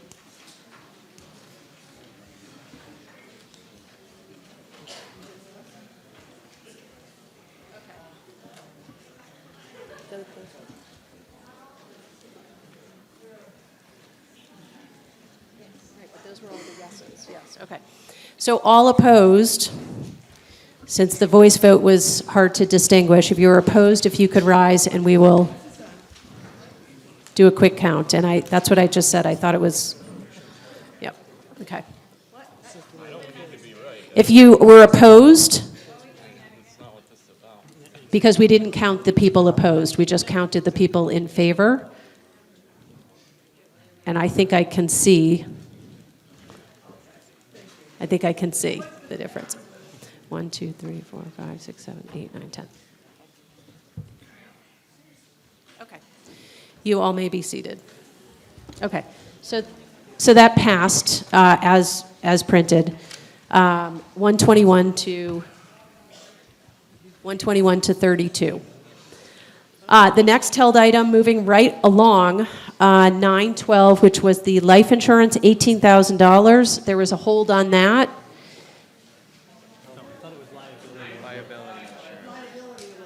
Okay, I had liability insurance too, so we'll skip right ahead. 940, was there a hold on? Okay, so you're coming to speak now on 945 liability insurance, and thank you. Yes, Don Hunter, Thank you. Deeringham Road. I'm not averse to the amount. The question I have, does that contemplate our ownership or potential ownership of the dam? So since we're already providing liability on that for our beach access, there's no additional liability insurance that would be added if we were to take the dam. So that would be, the number would not change if we took the dam, So either way. if we took ownership of the dam itself, Right, there would be no additional liability that would be needed, so it's Really? included in that number. Now, that's not downstream liability, there is currently none, nor would there be any, but that is liability for the dam itself, yeah. Any further question, debate? Okay, we will, yes, you have to come to the microphone.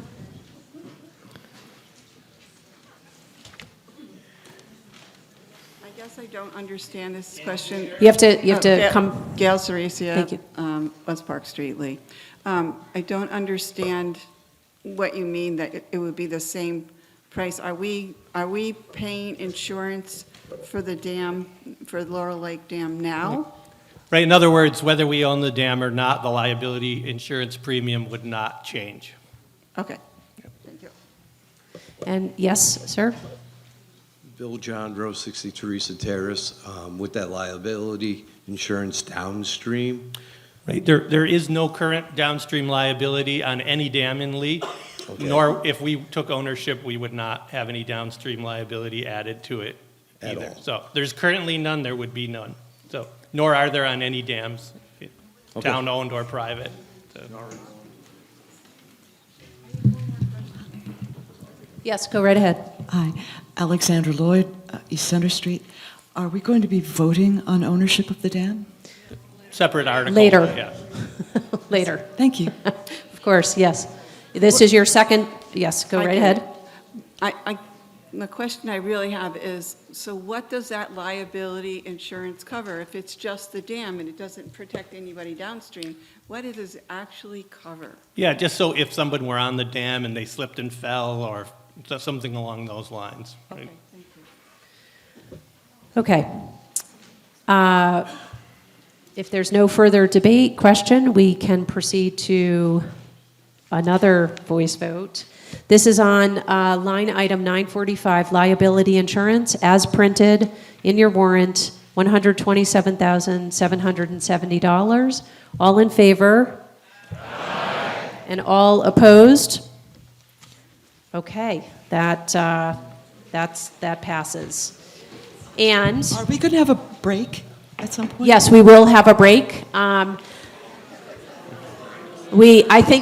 think some of us need to, myself included, but we're not there just yet. So if we can get through maybe like the next page, Article 8, let's just move along, if everyone's good with that. Article 8, Madam Moderator, I move that the town vote to transfer from available funds the following sums of money for capital expenditures of the several departments of the town as follows. Building improvement contingency, $12,500. Araldi building roof repairs, $20,000. Playground improvement equipment, $12,500. Police capital, $45,000. Fire ambulance capital, $50,000.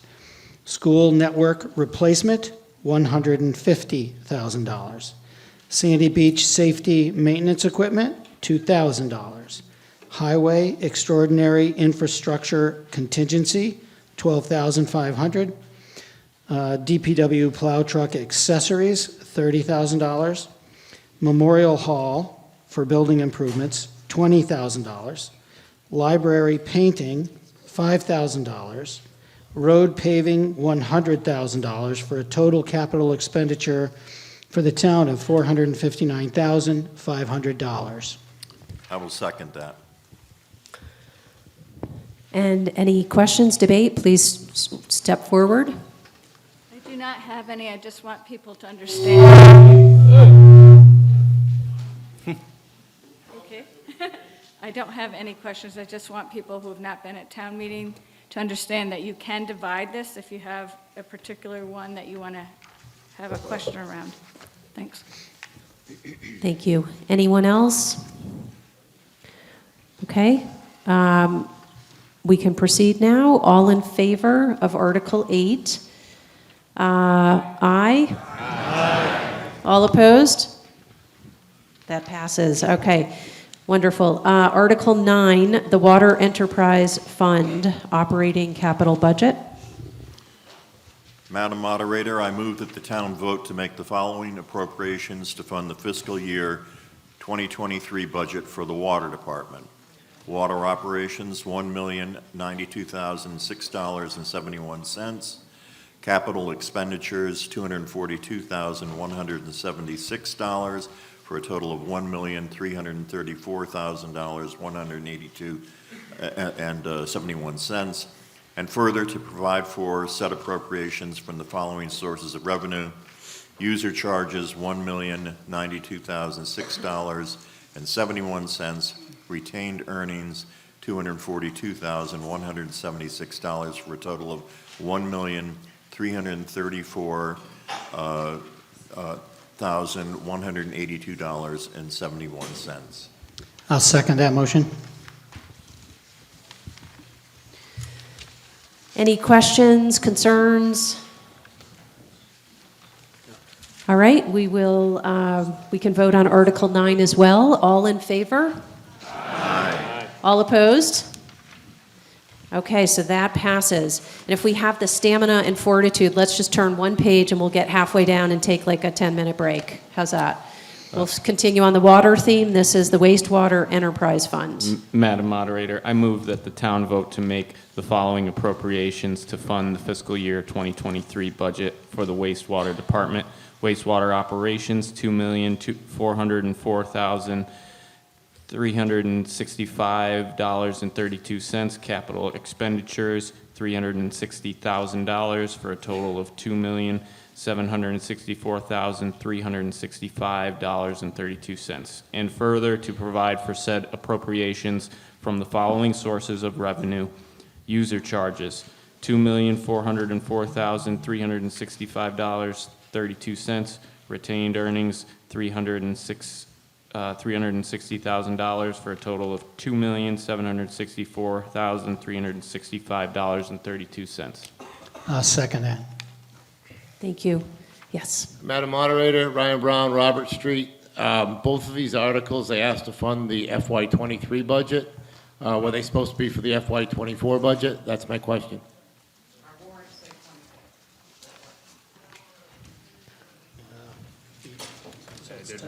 Madam Moderator, you can entertain that as a friendly amendment and just change it to 2024. Thank you. So just do that for the clerk, just. Thank you very much. Any other questions, concerns, clarifications? Seeing none, hearing none, let's vote on Article 10. All in favor? Aye. All opposed? All right, so Article 10 passes, and we will take a very, very short break. We will be back here gaveling in and voting, proceeding at 9:20. Thank you.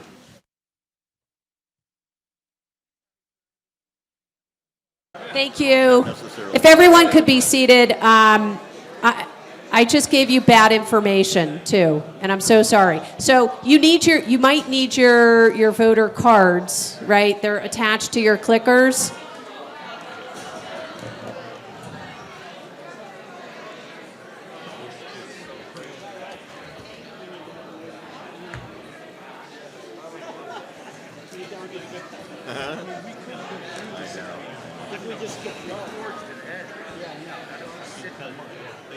Yes. Yeah. Oh, jeez.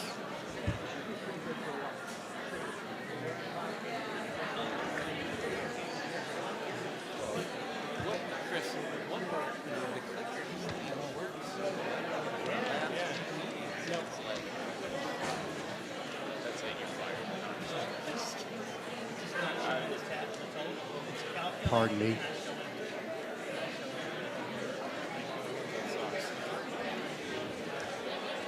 Well, they're gonna need.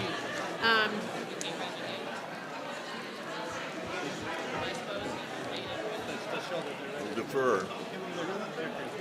As much as it pains me, this isn't our meeting. This is Okay, it's 9:20, and we're going to sort this all out.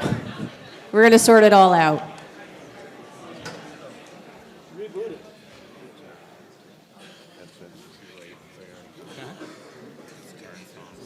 Stick a screwdriver in the carburetor. So the general message is turn your clickers in before you leave. I am sorry, I didn't understand how they were all attached to the rest of it. Okay. So we are on Article 11. Okay. Madam Moderator, I move that the town vote to transfer from available funds the sum of $415,869 for the following purposes. A bond payment on paving, $157,315. Bond payment, fire, EMS, $133,735. Chamber of Commerce advertising, $62,244. Chamber of Commerce Gateway Downtown, $14,500. Laurel Lake Preservation Association, $2,500. Berkshire Brownfields, $2,000. Special Education Reserve Fund, $125,000. Fireworks Founders Day, $1,000. BCAC Energy Readiness, $5,000. Greenagers for work in Longco Park, $5,000. The total miscellaneous is $508,294. I will second that motion. Madam Moderator, I'm sorry, that was my mistake in the beginning, so that 419,000 was wrong, or the top there. So the total appropriation is 508,294. Thank you. Is there any question, concern on Article 11?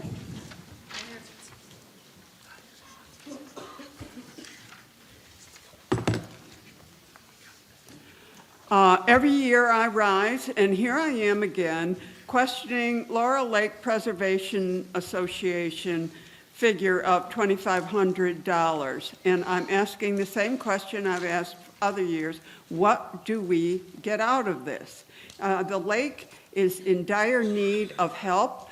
on many fronts. I would love to see a chunk of money go towards resolving any of these issues, including the weeds, but it doesn't seem to be happening, and so I once again request information on visible improvements that we can see for this $2,500.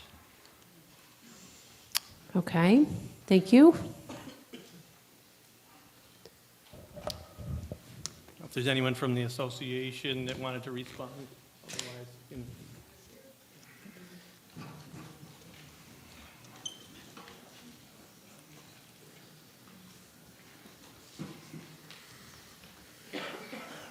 Roger Schur, 125 Fairview Street. I'm the chairman of the Laurel Lake Preservation Association, and very grateful to both the town of Lee and Lennox for their contributions every year. It has helped us tremendously to getting the permitting required from the state and national heritage for the drawdowns that we've conducted.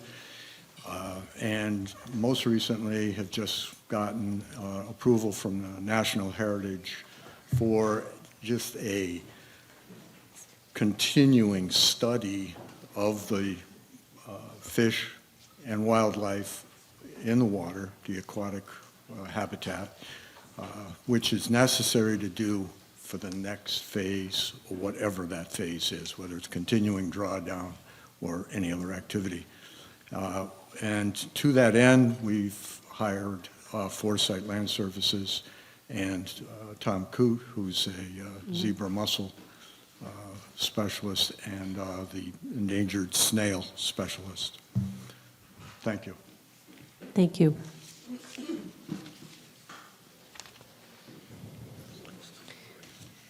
Any other questions or concerns? Okay, so we will proceed now to vote on Article 11. All in favor, say aye. Aye. All opposed, say no. Article 11 passes. Article 12. Madam Moderator, I move that the town vote to authorize the Select Board to acquire, by purchase, gift, eminent domain, or otherwise, fee takings and permanent and temporary easements in certain parcels of land within, adjacent to, and/or contiguous with Meadow Street in the locations more or less depicted on a plan entitled Massachusetts Department of Transportation Highway Division Plan and Profile of Meadow Street over Powder Mill Brook, bridge number L-05-004, in the town of Lee, Berkshire County, preliminary right-of-way dated 3/1/2023, as it may be amended, a copy of which has been placed on file with the town clerk, and fee takings and permanent and temporary easements in parcels of land located within 200 feet of said parcel, as such additional areas may be shown on said plan for public way purposes, including without limitation drainage, utility, slope, grading, and construction of improvements and structures, and other related purposes to enable the town to undertake the Meadow Street Bridge Replacement Project. Second. Okay, do we have any questions or concerns on Article 12? Yes, please. So, should I go ahead? Yes, yes, go ahead. So Cornelia Kalischer. Uh-oh, I was trying to fix this. Shh. Okay, can you hear me? Usually say I can't hear me. All right, so I totally approve of this. We're gonna get $8 million from the state. The one thing I want to bring up is there is an area on Oak and Spruce where this is very close, that there was compensatory storage, and I think it's important that in their plans, I think they are providing for that, but to be aware of that. That was made back way back when. And the second thing is that Oak and Spruce well, it would be, some areas be temporarily using their land and some areas possibly taking by eminent domain to fix this bridge permanently. I'm questioning whether Oak and Spruce has followed through with their agreements when the whole development was going through back then, that they would help pay for road repair and use of bridges for their customers. And so what I'm suggesting is that because they did agree to that money, if they haven't paid that, could be, then they could help us with this and not have to pay a fee for use of their land in order to fix this bridge, which they use too.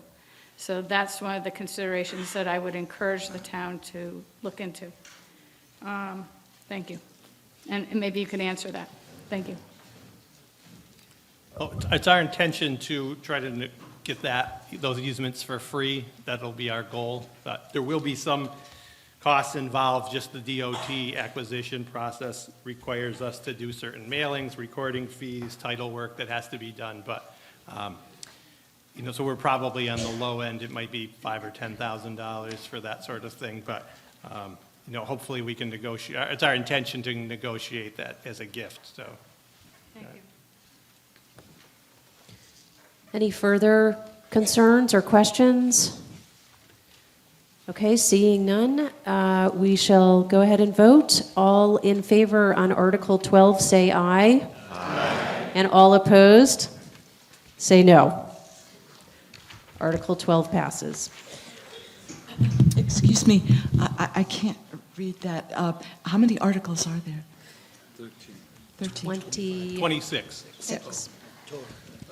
Madam Moderator, I move that the town vote to act on the report of the Community Preservation Committee on the fiscal year 2023 community, well, this one is actually the 2023, the next article will be 2024.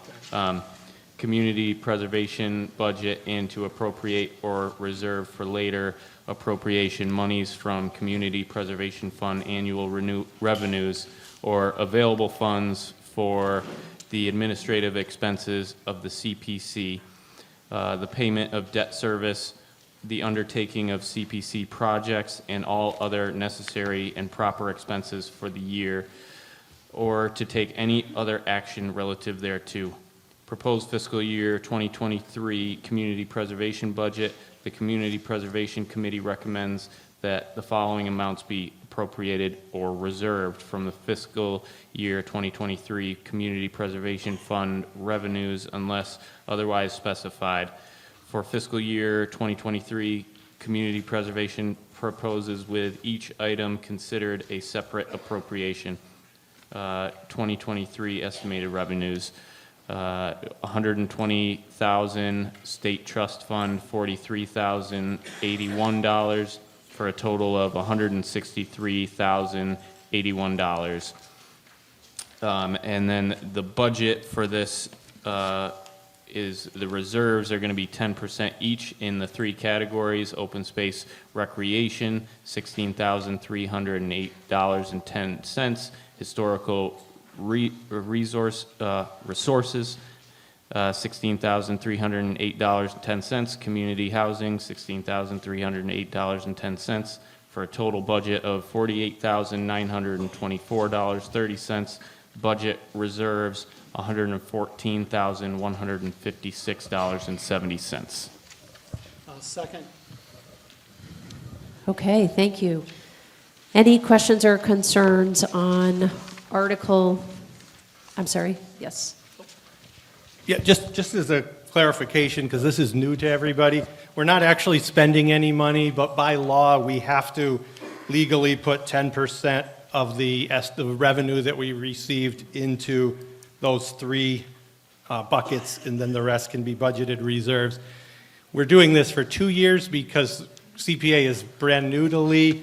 We started collecting it last year, but by the time we had bylaws for a committee, we were playing catch up on this first one. You're going to see the same, pretty much the same thing with some updated numbers on Article 14. Again, we're not spending it, but the law requires that we put those into those 10% into those three reserves. Next year at this time, the Community Preservation Committee, which is very new, and they're doing a great job putting all this together.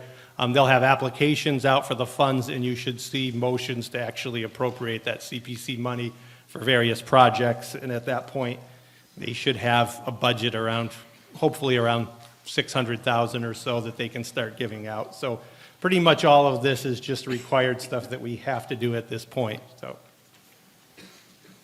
Thank you. Was there a question or a comment over here? That answers it. Okay, great, thank you. Without further ado, if there's no further debate, we will proceed to vote here on Article 13. So all in favor say aye. Aye. And all opposed say no. Article 13 passes, and on to 14. Madam Moderator, I move that the town vote to act on the report of the Community Preservation Committee, CPC, on the fiscal 2024 Community Preservation Budget, and to appropriate or reserve for later appropriation monies from the Community Preservation Fund annual revenues or available funds for the administrative expenses of the CPC, the payment of debt service, the undertaking of CPC projects, and all other necessary and proper expenses for the year, or take any other action thereto. Proposed fiscal year 2024 Community Preservation Budget, the Community Preservation Committee recommends that the following amounts be appropriated or reserved from fiscal year 2024 Community Preservation Fund revenues, unless otherwise specified. For the fiscal year 2024 community preservation purposes, with each item considered a separate appropriation. 2024 estimated revenues, a surcharge of $143,000. State trust fund, $50,550, for a total of $193,050. Budget appropriation administrative, 5%, $9,652.50. Reserves, 10% each. Open space recreation, $19,305. Historic resources, $19,305. Community housing, $19,305, for a total budget of $67,567.50, with a budget reserve of $125,482.50. I'll second the motion. Great. Any questions or concerns on Article 14? Alexandra Lloyd, East Center Street. I'm curious what exactly community housing refers to. What does that entail? Basically, anyone can apply for these funds. They have to meet certain criteria on your application, and so housing is one aspect that you can apply for. So different developers or whoever might have a community housing development they want to do, they can apply for this funding.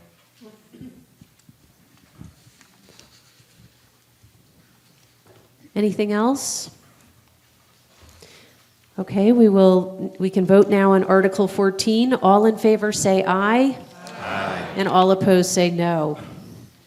Article 14 passes. On to 15, the LED streetlights. Madam Moderator, I move that the town vote to authorize under General Laws, Chapter 44, Section 21C, upon the recommendation of the Select Board, a lease purchase financing agreement for the acquisition of LED street lighting, equipment that may be acquired through the issuance of debt under GLC 44, improvement of infrastructure, a capital asset, the improvement of which may be financed by the issuance of debt under General Law C 44, the term of such agreement not to exceed 10 years, the useful life of the equipment and improvements as determined by the Select Board, and the Public Works Department shall be authorized to enter into such agreement on behalf of the cities/town, subject to approval of an appropriation for the first year payments, street lighting operating budget. Second. Any questions or concerns? Thank you. Cornelia Kalischer. I apologize to the residents of Lee. I'm going to take a moment and read what I wrote. So I totally support this LED, and why I say I apologize, because I know we're all tired. So I totally support this LED smart energy efficient lighting project with the excellent financial savings for the town, reduced use of electricity, and added features such as being able to dim lights when needed. I spoke with Chris Britton, and I thank him very much for his help, and found out the type of lighting fixtures planned for this project. They are Audubon Series ATBS Cobra downcast lighting.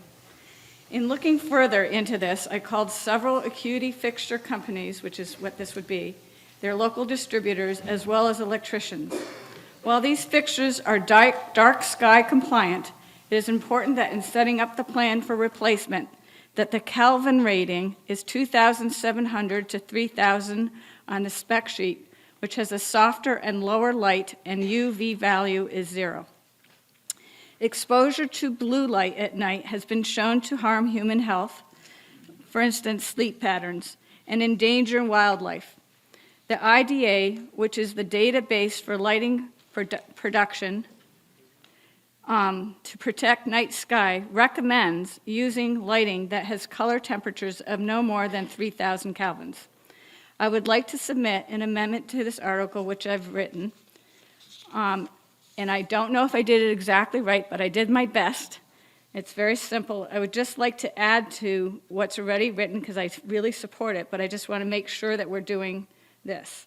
So I would like to amend Article 15 to include that the LED streetlights or downcast light fixtures, which I think they are going to be, which meet the international dark sky requirements, and would include low-color amber, narrow-spectrum, low-temperature lighting with less than 3,000 Kelvin, and the U value is 0 where possible. This would also allow for the necessary specs and regulations for safety needs to be followed by the town of Lee. In other words, what I'm saying is to include that as the wish of the residents, but understanding that there's safety needs that the town and the Department of Public Works also has to follow. And so I also support the town in every way possible. So I'd like to submit that. Thank you. All second. I think you can. Because this is a motion just to approve the financing, can we add something to that? No, it's not about financing. It's not about. No, but the article, the motion is to approve financing, so I just want to make sure it's worded correctly. I just want to make sure from council that we can do that, because we're authorizing financing for this, not a specific fixture or anything. We're just authorizing that the town able to finance the project. You know what I'm saying? But when I spoke to you, you told me which fixtures we would be using, which That- I approve of, but I just want to make sure they have those Kelvins, et cetera. Yeah, so, but again, I'll see what Jeremiah says. I have no idea what that amendment would do to financing, because I don't know whether they'll finance a downcast light that complies with international dark skies requirements, especially on Main Street. Because if we're looking for financing, they may not do that. I don't know. Or we'd have to, we're not going to know that here. Yeah, that's what I'm saying. This is a motion to approve financing, not a specific fixture, so I don't know if we can add this as a, contingent upon. Put it this way, I wouldn't recommend it, and then if you can do it, you can do it. You know, come to the board and talk to the board, but if you put that in there, you might find that you're not able to get financing. Right.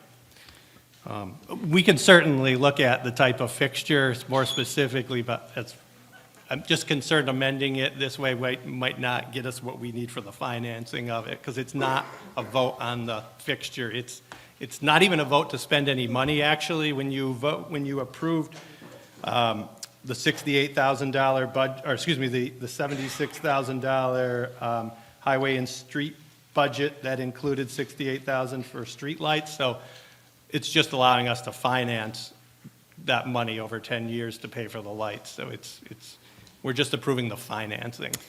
Well, here's my question. I'm not arguing at all, because when I spoke with you, you're really, really helpful for me.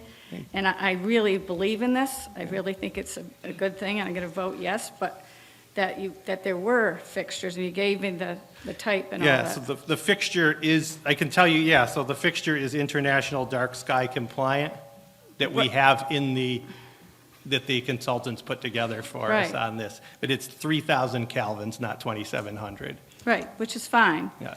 Um, That's what's in the proposal, so. I just don't know that amending it here, again, would allow us to get our financing for it, because this motion is about financing, not the specific. I did a lot of work looking into this. It's really important for the well-being of our health and the wildlife in our town. But I also think that there has to be certain areas where it's safe, and that the town has regulations and so has to follow those. So I just want to put that in So, there. yeah, so I can tell you it's a 3,000 Kelvin international dark sky compliant, and the manufacturer says it's dark sky compliant and prevents I harm to know, wildlife. I know, but it So, has to be, I know. Yeah, so, I'm being specific, though. yeah. So I do propose that amendment. I was seconded.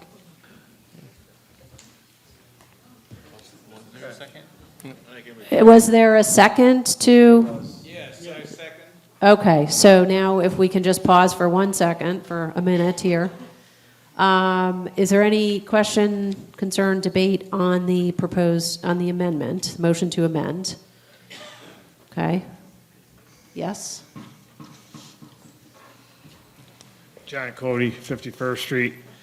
It sounds like we're clouding the article by adding this amendment. Let's not blow up, because I think this is well worthwhile, and it's a good question. Let's move ahead with this question, and like I said, let's not cloud it up with an amendment that could cause complications to the original question. Thank you. And are you speaking to the motion to amend? Thank you. Gary Fix, Mandalay Road. As an amateur astronomer, I understand the importance of the dark sky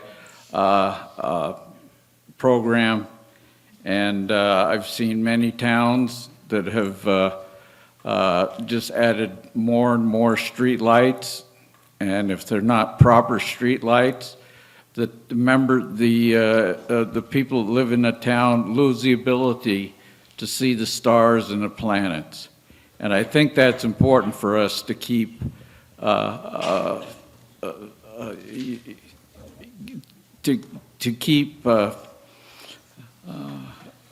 well, I've lost my train of thought, but anyway, I support the dark sky proposals. Thank you. Thank you. Madam Moderator, just a point of clarity, we're not adding any streetlights to this Thank you. as a part of this motion. Okay. So on the, if there's no further question, debate, concerns, but maybe there is on the motion to amend. Hi, Peter Blum again, Orchard Street.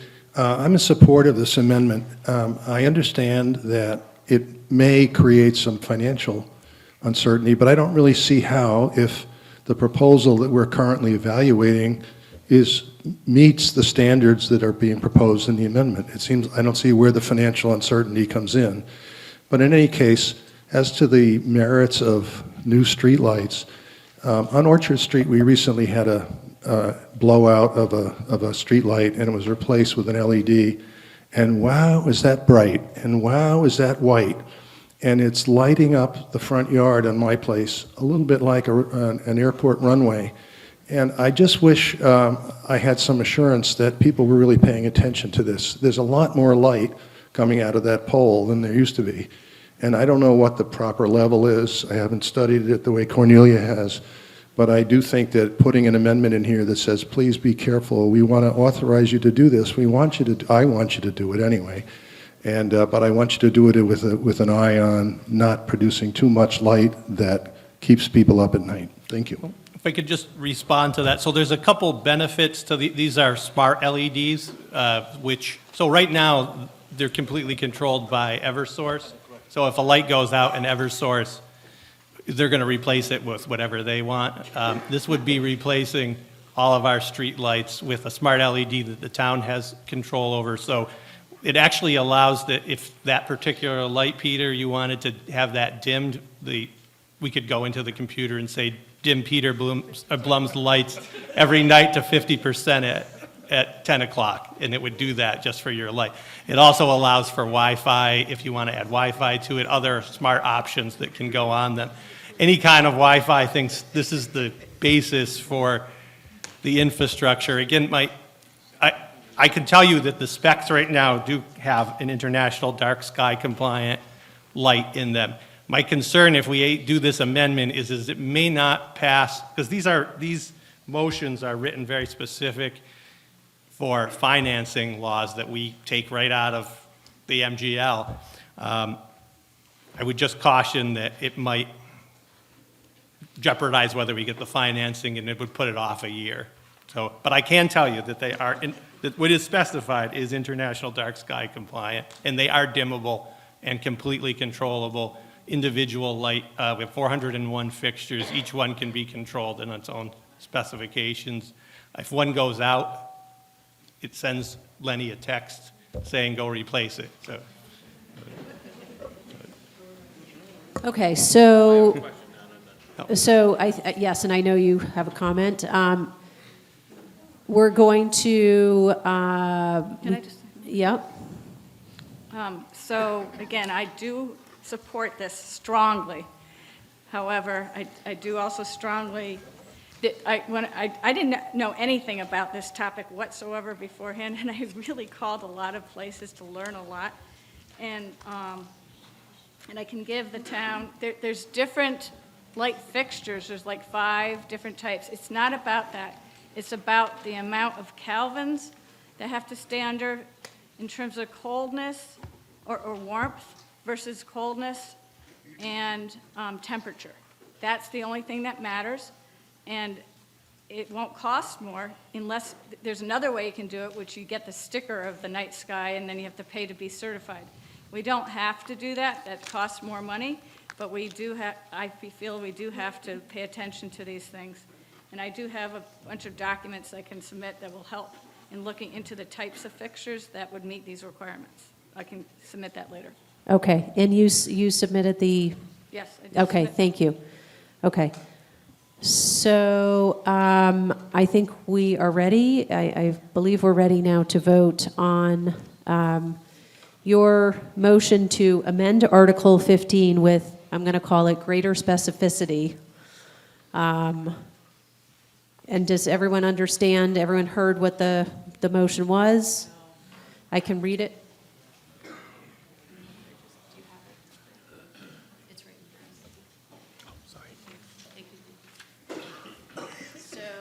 What we're going to consider now is amending Article 15 to include the LED streetlights, which are downcast light fixtures which meet the international dark sky requirements and would include low color, amber, narrow spectrum, low temperature lighting with less than 3,000 Kelvin, and the U value is 0 where possible. This would also allow for the necessary specs and regulations for safety needs to be followed for the town of Lee. So all in favor of that? All in favor, say aye. Aye. And all opposed, say no. No. Okay. I think I think the amendment does not prevail. And yes, we have another, we'll go back to the main Article 15. Yeah, I'm talking about the main Article 15. Article 15 has no numbers on it. There's no dollar amounts. It's not how many lights are we talking about, where are we talking about putting them in, and what, you're talking about financing. What? So you've actually already approved the financing when you approved the DPW budget. So our street light budget right now. That's putting the cart before the horse, wasn't it? Let me explain. So there's $68,000 that we currently pay in the street light budget that all goes to electricity. The lease that we're approving or not approving would be $47,457 a year, which would drop the energy costs from $68,000 to $9,196, leaving us cash flow positive $11,335 extra money that we'd have. Have you talked to any other communities that have used this product before? Yes, there's number of other communities I that. mean, we just saw tonight what technology Yeah. works very wonderfully. So, I would have preferred to see some numbers on this. How many streetlights are we talking about? 401, and it's just the Cobra heads, it is not the downtown decorative lights, it's just the ones on the telephone poles. Gotcha. All right, thank you. Thank you. We can, if there's no further discussion, we can proceed to vote on Article 15. These are the LED streetlights. All in favor of Article 15, say aye. Aye. And all opposed? Article 15 passes. Thank you. Article 16, Fire EMS Stabilization Fund. Madam Moderator, I move that the town vote to transfer from available funds the sums of $125,000 to a fire EMS apparatus replacement special stabilization fund. I'll second that. Okay, thank you. Any questions or concerns about Article 16? All right, seeing none, hearing none. All in favor of Article 16, say aye. Aye. And all opposed, say no. Article 16 passes. On to Article 17, Water Sewer Infrastructure Fund Appropriation. Madam Moderator, I move that the town vote to appropriate $445,800 from the Water Sewer Infrastructure Surcharge Account for the purpose of water line replacements on Railroad Street and Robert Street. I'll second that motion. Great. Any questions, debate, concerns on Article 17? All right, let's proceed to vote. All in favor, say aye. Aye. And all opposed, say no. Article 17 passes. Article 18, School Truck TELP Authorization. Madam Moderator, I move that the town vote to authorize under General Laws, Chapter 44, Section 21C, upon the recommendation of the Select Board, a lease purchase financing agreement for the acquisition of a school plow truck, equipment that may be acquired through the issuance of debt under General Law C-44, improvement of infrastructure, a capital asset, the improvement of which may be financed by the issuance of debt under General Law C-44. The term of such agreement not to exceed 10 years. The useful life of the equipment/improvement as determined by the Select Board and the School Committee, who shall be authorized to enter into such agreement on behalf of the city/town, subject to approval of an appropriation for the first-year payments from school maintenance. Second. Perfect. Any questions, debate, concerns on Article 18? Madam Moderator, Yes. just as a clarification, this is very similar to the other authorization. In other words, the reason there's no money amount on it is because this is actually our first year since I've been involved with town meeting that we've done a TELP financing, so it may not be familiar to some people, but it's being paid out of the current budget, so the school budget included enough to basically pay for a 7-year loan on a truck, rather than putting it all out of free cash this year in one spot. So that's a roughly $150,000 vehicle that's financed just like a regular car loan, but it's included in their budget. So there's no additional money that needs to go to this. The school budget included the yearly payments in that. So, but this has to be done in order to approve financing. Thank you. If there are no questions, no debate, we can proceed to vote. All in favor, say aye. Aye. And all opposed, say no. All right, Article 18 passes, and we are on to Article 19, Purchase of Laurel Lake Dam. Madam Moderator, could you just declare that unanimous for the Yes. financing? Thanks. Article 18, unanimous. Thank you. Madam Moderator, I move that the town vote to authorize the Select Board to acquire by gift the property consisting of a a certain parcel of real property with the dam and improvements located thereon, containing approximately 1.13 acres of land located at 405 Laurel Street, Assessor's Parcel Number 007.0-0000-0041.0, as well as any apparent rights to the dam's water pipeline, including but not limited to rights and easements for hydroelectric generation included with the land described in the deed recorded at the Middle Berkshire Registry of Deeds, Book 04277, page 282, etc., for municipal purposes, and further to transfer from available funds the sum of $5,000 for consulting services and inspections of the dam in connection with the acquisition of said land. Acceptance of the gift shall be contingent upon the Select Board's review and acceptance of an independent third-party inspection of the dam. I'll second the motion. Thank you. Yes, please. Hi, my name is Tim McKenna. I live at West Park Street. Acquisition of this dam by the town would do nothing to improve access for the citizens to the beach or the lake. This is because the current dam owner would retain ownership of the road between Route 20 and the dam, and the town would have to ask permission of the current landowner in order to be able to access, to pass on that road. In addition, the road between the dam and the beach is also owned by a private owner, and we would have to ask permission of that owner to access the beach. So acquisition of this dam would do nothing to improve our access to our beach. Furthermore, I took some time to review the 2002 Dam Safety Inspection Report, which was performed by the owner, who is not a civil engineer.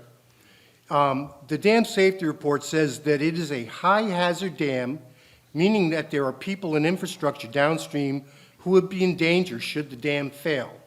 It also says the concrete associated with the spillway is spalling, and the dam embankment has possibly high seepage. It goes on further to explain infrequent hydrologic events, that means big storms, would probably result in deficiencies to the overall physical condition of the dam. One question I have, which would obviously result in very large liabilities to the town. I think there are probably a number of people here tonight, and certainly a number of people in town, that remember 1968 when the dam at Mud Pond failed and the resulting carnage was significant. I don't think our town wants to be responsible for the lives of people living downstream in the event of a large storm.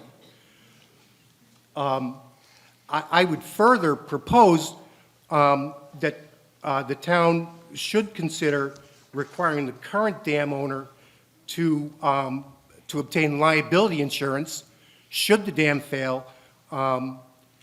And furthermore, I would suggest that the current owner should put up bond money to document that they have adequate funds to properly maintain the dam.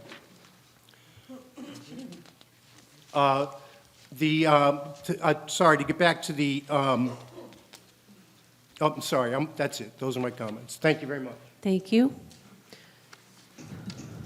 Hi, Alexandra Lloyd, East Center Street. It's still unclear to me if approval of this motion will increase or improve beach access for the members of the town or not. And also I have a comment. I think it's a very sad and sorry situation that an entire town's beach access is dependent upon one property owner. Thank you. Hi, Yes. I'm Diane Carroll, and I live in Lee. And I just have a question for the dam owner now. Why have you decided to give us the dam back? I want to know So- that. I'm a nurse, and I need to know.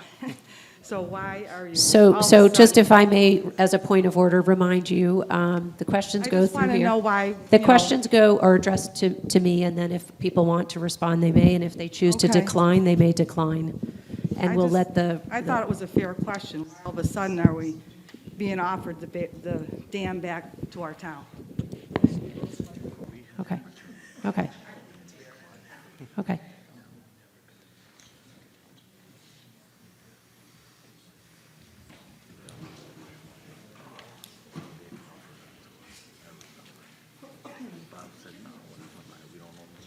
Thank you.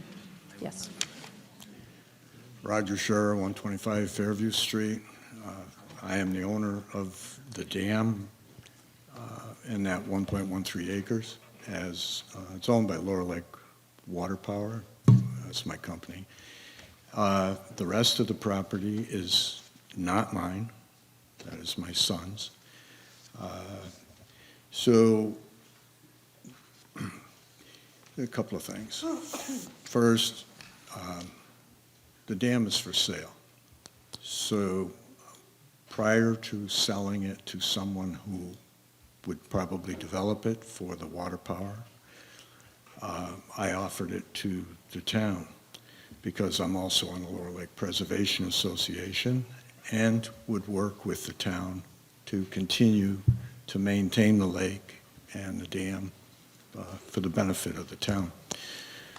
Selling it to someone else the potential is that someone else says, I don't want anybody on my dam. I don't want to draw the water down. I want to use it all for hydroelectric generation. So no drawdowns for controlling weeds, no access potentially. No, that may not happen, but that's out of my control once I sell it. So I went to the town and said, if you'd like it, I won't even sell it to you, I'll give it to you. So then, relative to the maintenance, inspections that Tim brought up, this has been submitted, and I have participated with civil engineers, and I have a backup civil engineer that always reviews my reports. I have done this for many years, very successfully with the Office of Dam Safety, and have made continuous improvements on the maintenance of the dam, and to the complete satisfaction of the Office of Dam Safety. So I guess that's it. Thank you. Good question, reasonable answer. Yes, please? I'd just like to make a brief response to the question of electrical generation. Hydroelectric, yeah. Hydroelectric generation based on the dam. I don't know how long the dam has been there, but it's been there a long time. If it was feasible to generate electricity from that dam, I feel pretty certain someone would have done that before. Thank you. Yes? Matt Filio, Chapel Street. At the Babytown meeting, we were told there'd be a right-of-way, right, that's granted? So, and it's also 2023, and at the last meeting, we were told that it's inspected every other year. So the 2012 inspection doesn't really matter, I don't think, if it gets inspected every other year. Were both those statements correct 3 weeks ago? Yeah, so the last inspection, which we did post online along with all the other inspections are all on there, was in 2022. It would be due again in 2024. And that does include a deeded access from Route 20 to the dam.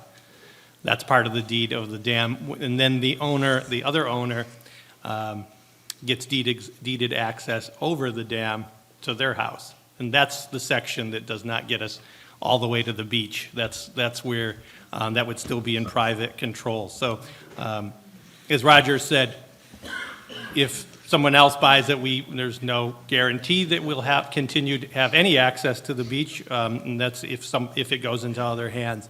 But I would just encourage everyone, at the very least, to think of it this way. I'm not saying to vote one way or the other. But we know one thing is that, do you want the town, or should that dam and the top 12 feet of water that goes with it be in public control or continue to be in private control? I think that's a good way to look at this question. The owner of the dam owns the top 12 and a half feet. They do need permission from conservation commissions to do certain things with it. But anyway, I just want to put it out there that way. Thanks. Thank you, yes. Sam Sorrentino, 140 Via Maria. So 2 points. We were in control of the water on our pond for a period of time. We had a shallow section just like this. And when we were in control, we drew it way down so that that section got frozen over and the weeds were killed. That section you could barely drive a boat through for a long period of time. And once we drew it down, we killed all the weeds and it was clear. There weren't any weeds in that whole section. So the ability for the town to be able to do that would give the town the ability to draw it down, kill the weeds, and not have to pay for other ways of clearing the weeds. The second thing is, this is a step in the right direction. If we want access to the beach, this is one piece to the puzzle. Then the next piece, probably not in my lifetime, but will be with that house ever sells, the town buys the house, they part off the land that goes to the beach and sell the house. So it's a piece to the puzzle. I think it's an opportunity. We don't know when it's going to come again. Thank you. Yes, please. John Cody, 51st Street. Can you just come closer? Thank you. Your microphone died. Oh, okay. Here, you want to use the other Use one? one of these? Here, just take this one up there, John. Actually, you hear me now? Yes. All right. I've been thinking a little bit about this issue, and personally, I can't think of anyone that has a greater vested interest in the Laurel Lake Dam than the landowners of the lake, Laurel Lake itself. Their properties are the most impacted by invasives management and where the water levels are kept. I believe the Laurel Lake Association would be the best stewards of the dam, and from what I have seen in the past, they have strived to do what is best for the lake. The last thing I want to see is the town becoming embroiled in decisions being made affecting the lake and being decided on political discourse rather than what is best for the lake. I cannot see the association denying the town access to the lake over the dam. Now, I know there's such a same situation as Goose Pond. The association owns that. The landowners that are most affected can control what their drawdown is, where the water goes. I cannot see that the landowners, the association would let this, if the town refused to purchase this, would let this go to anybody else because of how it would directly impact their properties along that lake. Well, that's it. Thank you, Mr. Cody. And I'm going to skip over because you have been here twice. Thank you. So, thank you. Bill Jandro, 60 Teresa Terrace. I am a landowner on that perennial brook that is supposedly off of Laurel Lake, and I've been living there for 21 years, and in the last years that he's owned the dam, he draws that down quite a bit, and it's at high volume, especially even during high rainstorms that we're getting, which it's also, that brook is a runoff for Route 20, so whoever owns it, I don't understand why they can have the ability to draw it down at all times, which is kind of odd to me, especially in heavy rainstorms, and it's still running today. I've been on a kayak looking down at the runoff, and the spillway that's supposed to have the excess water go off is starting to be taken over again by the Mother Nature, because the water doesn't run over there anymore as much because he's constantly having the water open through the dam. So I'm not quite sure what the whole concept of that spillway is for. So if we are going to take over that and buy it, I would really look into seeing how the whole structure is besides just the dam itself. And with him running it down, there's still a lot of weeds in there, so. Okay, thank you. And let's go to the other side for a minute. Did they change out the microphone there? Oh, yes. Yes. Go right ahead. A couple of points to make. One is that the Laurel Lake is not drawn down randomly or at will. Could you It all just has to be- identify yourself? I'm sorry. Someone. Harold Sherman, Laurel Street, a member of the Laurel Lake Preservation Association as well. Anytime the lake is drawn down, it requires approval from the conservation commissions. As to my friend's suggestion, the Laurel Lake Preservation Association has neither the means nor the interest in acquiring the dam. Thank you. Ms. Ms. Kalisher. So, yes. Should I go? Yes, please. So what I was wondering, what I was wondering was, I think you said, Chris, that, that there will be another inspection in 2024? It's due for another inspection in 2024, but the motion that Sean just made actually includes an inspection to be done basically before the selectmen sign on the dotted line.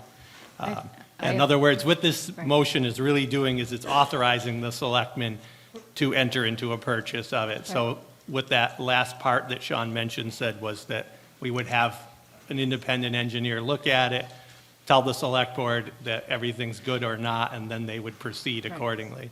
Okay, so, and then the second thing, you're saying purchase, but we're not paying a penny for this. Correct.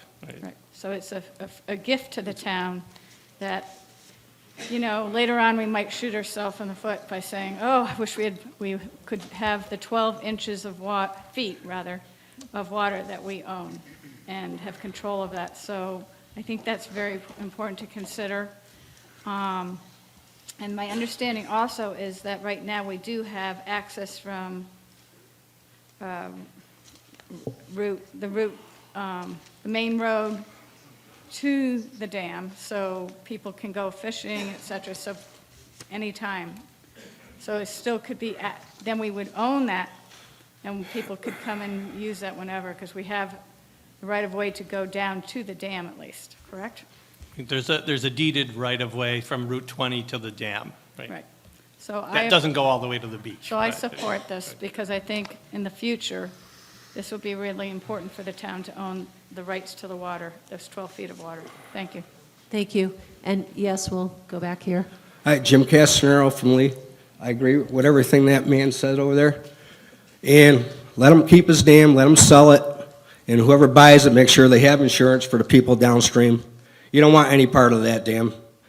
You don't. And I'm wondering why the mill didn't give it to the town of Lee in the first place. They should have. All we got was empty buildings. That's all we got. Thank you. Okay. Yes? Thank you. Alexandra Lloyd. And I know you had a question before, I believe, about access to the beach. Oh, I just wanted to thank our town manager, Mr. Britton, for encouraging us to acquire private property that would be acquired by the town and owned by all of us. Thank you. Thank you. Yes, Ms. Consolati. Deidre Consolati, Chair of the Sandy Beach Committee. We met last week with Chris, and 3 members of the committee were there. He showed us a video about the details of the dam and exactly what is going into this potential transfer. Coming from the point of view of a Lee neighbor who's ridden her bicycle up to the beach for 75 years ago, and I'm still going to the beach every possible day during the summer. I believe the Sandy Beach is a resource we have to protect and protect and use in the future. So I am in favor of anything we can do here to make more permanent our access, the access of the Lee community to our fine, outstanding resource called Sandy Beach. Thank you, Ms. Reese. I would like to say that I'm opposed to the purchase of this dam and the acceptance of this dam. All I see is a liability and the spoils left from this parcel. If you look at the plan, it shows a right-of-way from Route 20 to the beach.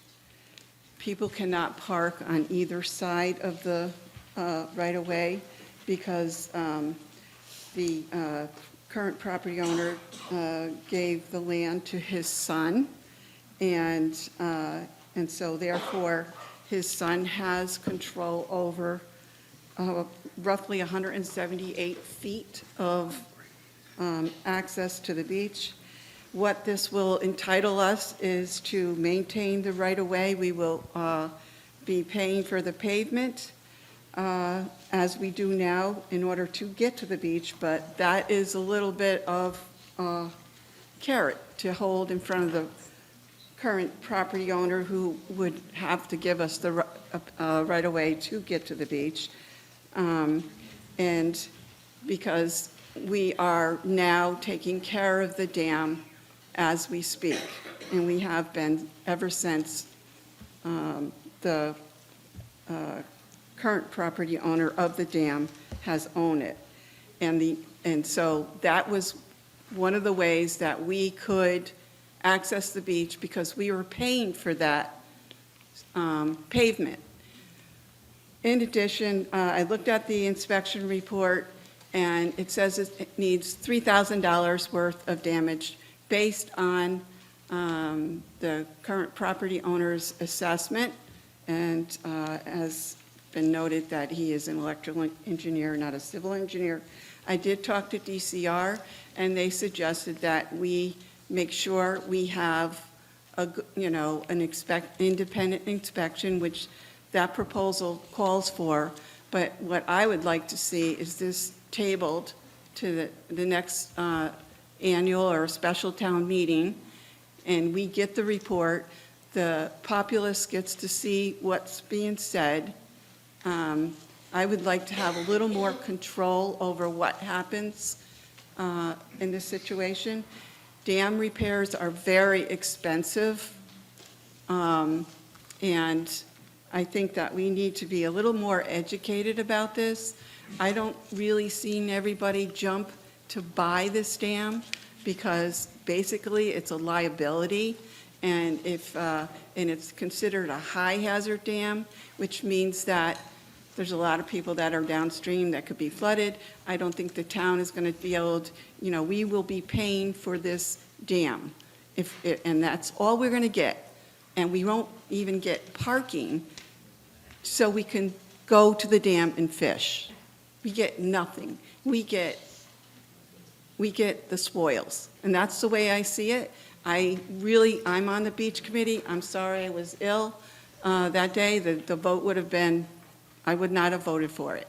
But I have nothing personal against any of this situation. It's all a matter about liability, and I do not see this as an opportunity lost. I see this as an opportunity to negotiate with relatives of the current property owner to get us to the beach. If they want us to take on this liability and the expense of the dam, then we should be getting something out of it other than expense and potential disaster.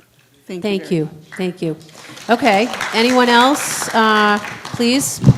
Janice Brame, I don't think we should take over the dam. I think it's going to cost a lot of money in repairs. And on a good note, I enjoyed being able to vote tonight for ourselves, and the Celtics won. Yes, they did. Thank you. So the series is tied. Okay. Yes, Ms. Ryan? Monica Ryan, 165 Laurel Street. I am downstream from this high-hazard dam, so I do have a concern as a homeowner downstream. But a couple questions that I have. With the acquisition of the dam, I believe that we also acquire all of the lines or the pipes from the dam down to the Eagle Mill, correct? Correct, yeah. All right, so with the inspection, are we planning on doing an inspection of all of those pipes as well to see what the state of those pipes are from the dam all the way down to the Eagle Mill? Has that been considered as part of the third-party independent inspection? If that can be covered under the amount of money we have on here, yes. Well, I But- would recommend, again, if you're buying something like buying a house, you would do an inspection, we do our due diligence. So if we are planning on doing that, I would highly recommend that we check the lines going from the dam down to the Eagle Mill.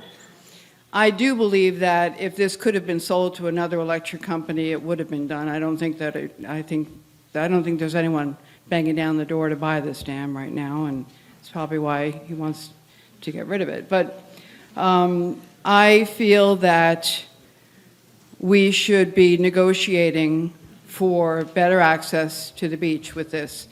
There is a gate there not on the dam property, but just prior to it, there is a yellow gate there that restricts access. And I feel that if we're going to proceed with something like this, that gate has to come down. I also feel that we should really just be going back to, in the old days, when the mill owned it, we had access, I just want to remind everybody, we had access to that beach from spring until fall. Every day. You could walk up there. People from Teresa Terrace had deeded rights to walk across a piece of property to get there on their own. You could walk up there, you could bicycle up there, you could go early in the morning, you can go late at night. You would, if you decided to swim and it was outside of beach season, you're on your own. But we had no problems. We were all able to enjoy it. You could go up there for early morning bird watching. You didn't have to wait till 10 o'clock. You could go and stay until our beach hours were from 10 o'clock in the morning until a half an hour past sunset. And Ms. Ryan, thank you. Thank you. The history the topic is that very I believe that we interesting should to be me. negotiating. Thank you. If we're going to acquire this, we should be negotiating for better Okay. access to the Okay. beach. Respectfully, I would remind the entire audience, the article is really not about beach access in any way, shape, or form. It's about the town's responsibility for maintaining the dam and possible future hydroelectric generation as here. So if there's no further debate, no other, yes? Well, if you've already spoken twice, I'm not taking further comments. And if you've spoken once, if it's a new point that we haven't heard, wonderful. Absolutely is. Thank you. Those pumps for that dam, shot. I worked at them 20 years ago. They were shot then. The pump house is caving in. I'm sure the lines are shot too. Thank you. Yes, Ms. Byron? Yeah, Yes. hi. I am, at this point, opposed to buying the dam. Not buying it, but Accepting it? accepting it. I'm worried about the liability. Okay. And I'm also worried about the people downstream. If something happened. Okay. I'm worried about that. Okay. The other, we could, maybe over the summer, they could continue on, and it could come to the meeting in the fall. I heard we may have a meeting in the fall. Maybe by then, they'd have an independent person. Nothing against anybody, but I would like to have an independent person look at the dam, and also, as Monica said, the pipes that go down to the Eagle Mill, things of that nature. I think we need to really look at this. Obviously, I supported the beach years ago when we had our thing about the beach, and I think it's a treasure. But I also feel the liability does frighten me a little, and I would like to know more about that. Okay. Thank you. Thank you. We do have, again, just as a reminder, a pending independent inspection, which we've noted. Any other concerns that are not related to liability? Because we've heard that. Any new comments, any new points? Pat Carlino, 810 Fairview. I would just like to ask a couple of questions. Tonight I heard for the first time, was there actually a committee that negotiated this or talked to the Schurz? Or was this just presented to you? We were, the select board was offered the opportunity to accept this this piece of property, which really, I don't think we felt very strongly one way or the other. Okay. We sort of talked about it at length a number of times, and we ultimately decided that we'd like to bring it to town meeting because we wanted everybody to have a say about whether or not to acquire this piece of Okay, land. so you're getting that tonight. Yeah. And the way I'm listening to it is that most of us here, I'm not actually not in favor of doing it. I think it's going to come to that somewhere down the road. But I would suggest that if, depending on what happens with the vote tonight, if it doesn't go through, that you sit down with the owner and maybe negotiate something that will take all our concerns into play. And then come back. That's all. Rather than just let it die and not go anywhere, because the things change. I realize we could all go to the beach anytime we wanted, and there were no stops to us. But things change, years change, owners change, and so we have to work with it. And maybe you can work something out to make it the best for everybody, and then come back to this body. Thank you, Ms. Carlino. Ms. Kalischer, anything new? Yep. Thank you. So, in talking about this with some of the town officials, what I understood was also that Lennox would be part of this, and so the inspections every other year, they would pay for part of this, and I'm wondering when they will decide whether they want to be part of this. Well, they would not be the owners of it, but Okay. they have, we have had some discussions that we could do a intermunicipal agreement that if they wanted any say in drawdowns, et cetera, that they would pay for half of the maintenance and inspections. Thank you. So, I don't know, I guess Roger Scher spoke at this meeting. I don't know if he's willing to speak again in terms of whether he'd be willing to wait and what people are suggesting that I'm hearing tonight, that we could do a little more research. It'd be nice if he could respond to that, but I don't know if he's willing or not. Thank you. Thank you. And Ms. Reese?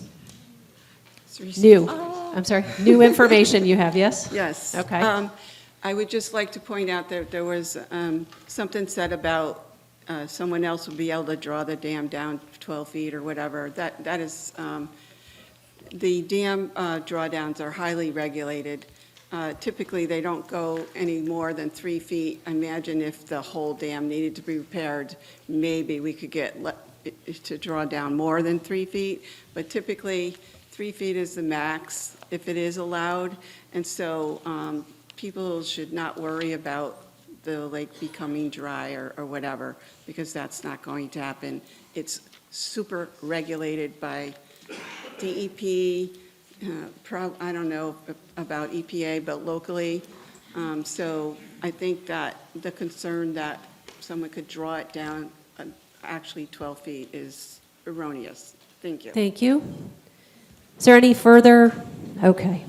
Okay, so all in favor of Article 19, if you need to just take a quick gander at the wording again, do that right now. All in favor of Article 19, say aye. Aye. And all opposed?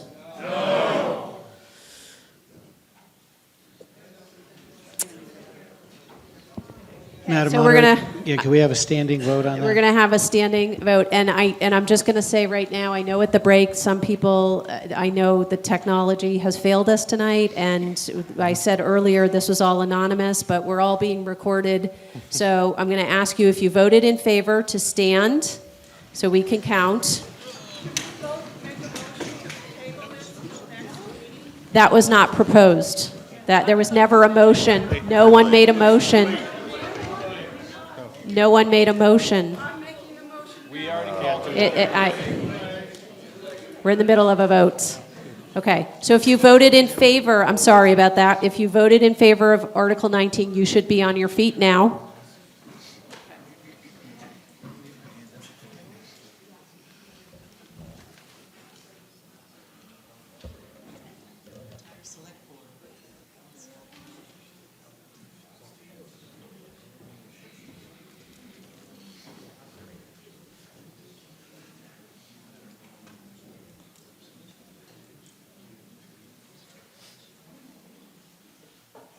Okay, and you may be seated, thank you. And all opposed, if you could rise.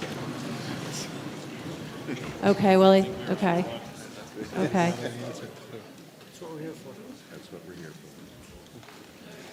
Okay, so, this is opposed, yep. You go there, I'll go here. Exactly. 1, 2, 6. It does have to be 2/3, yes. 1, 2, 3, 4, 5.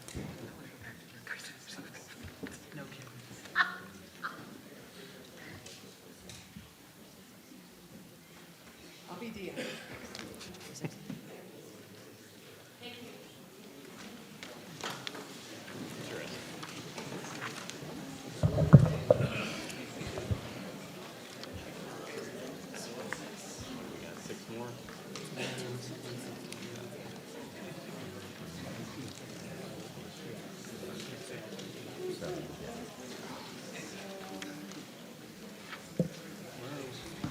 We're at Article 20. Yes. Wait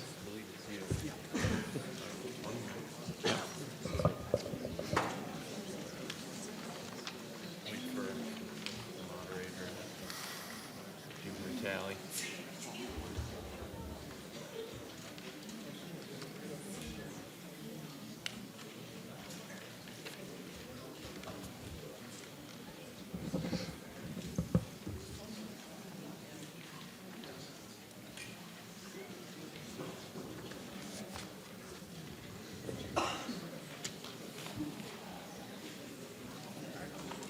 Okay, so it was 63 in favor, 77 opposed. What was it again?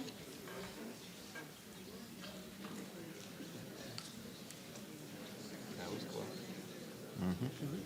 Okay, so that was not 2/3. We agree, we just did some late night math, which I'm not good at in the daytime, okay? So I believe Article 19 did not pass.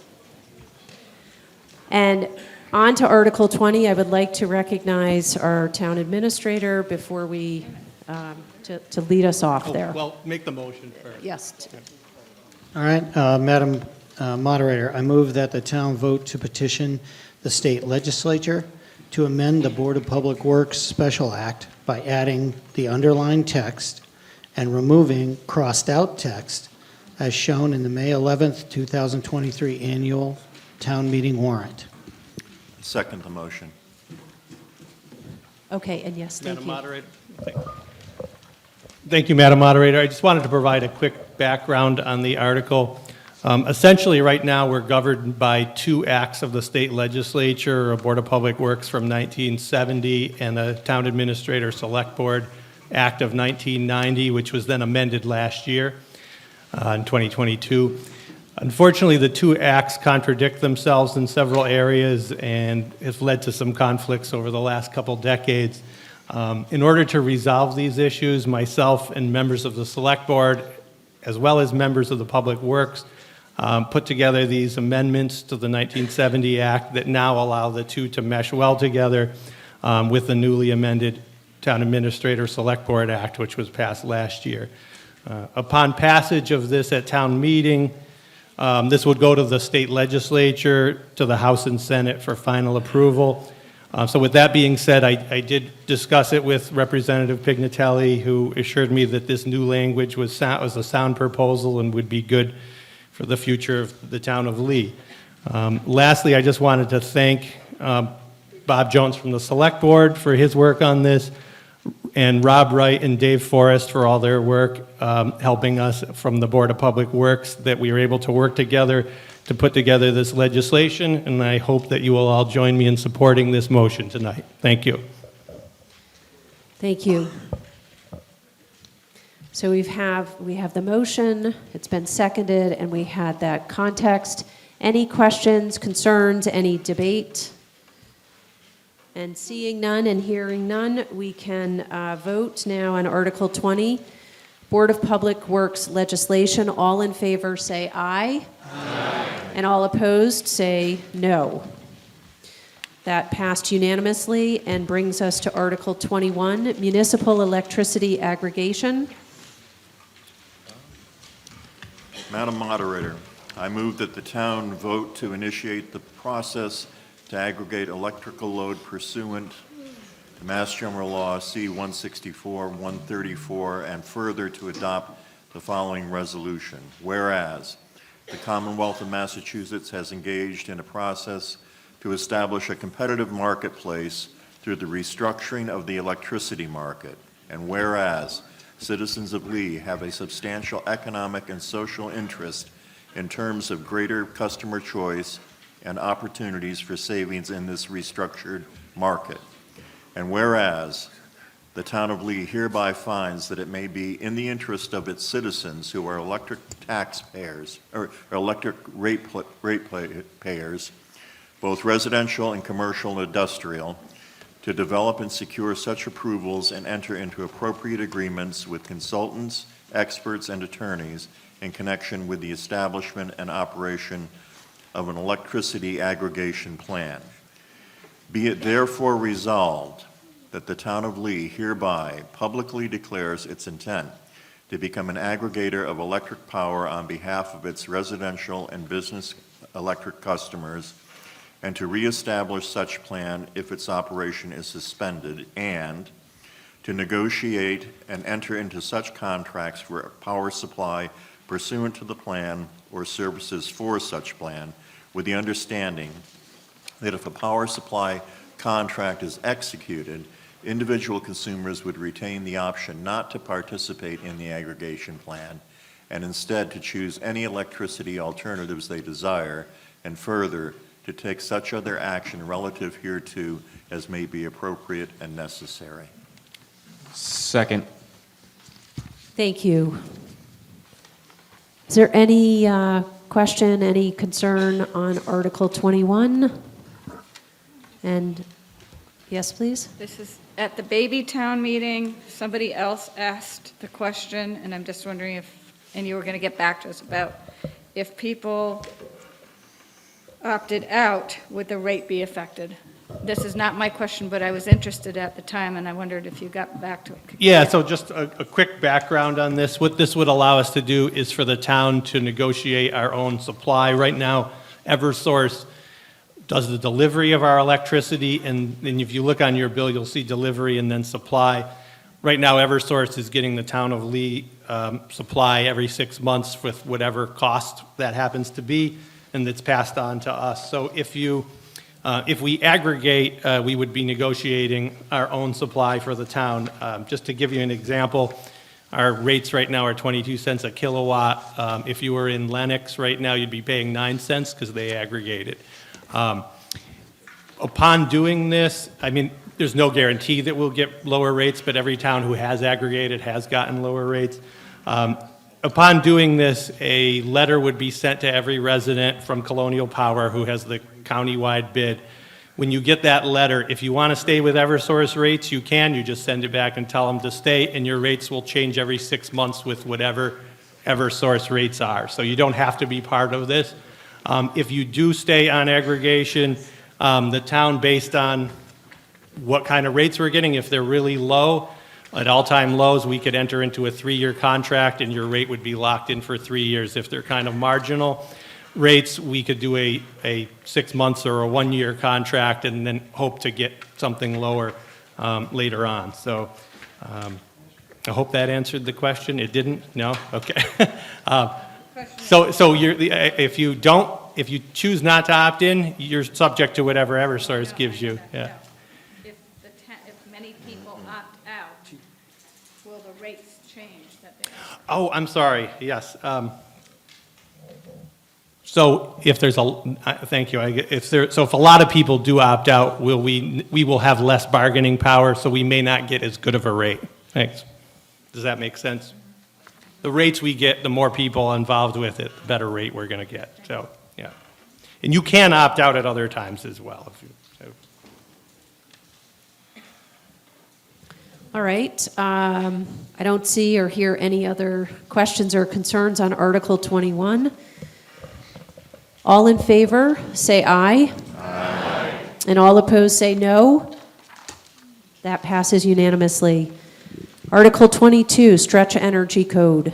Madam Moderator, I move that the town vote to enact Chapter 196 of the Town of Lee General Bylaws entitled Stretch Energy Code for the purpose of regulating the design and construction of buildings for the effective use of energy pursuant to 225 CMR 22 and 23.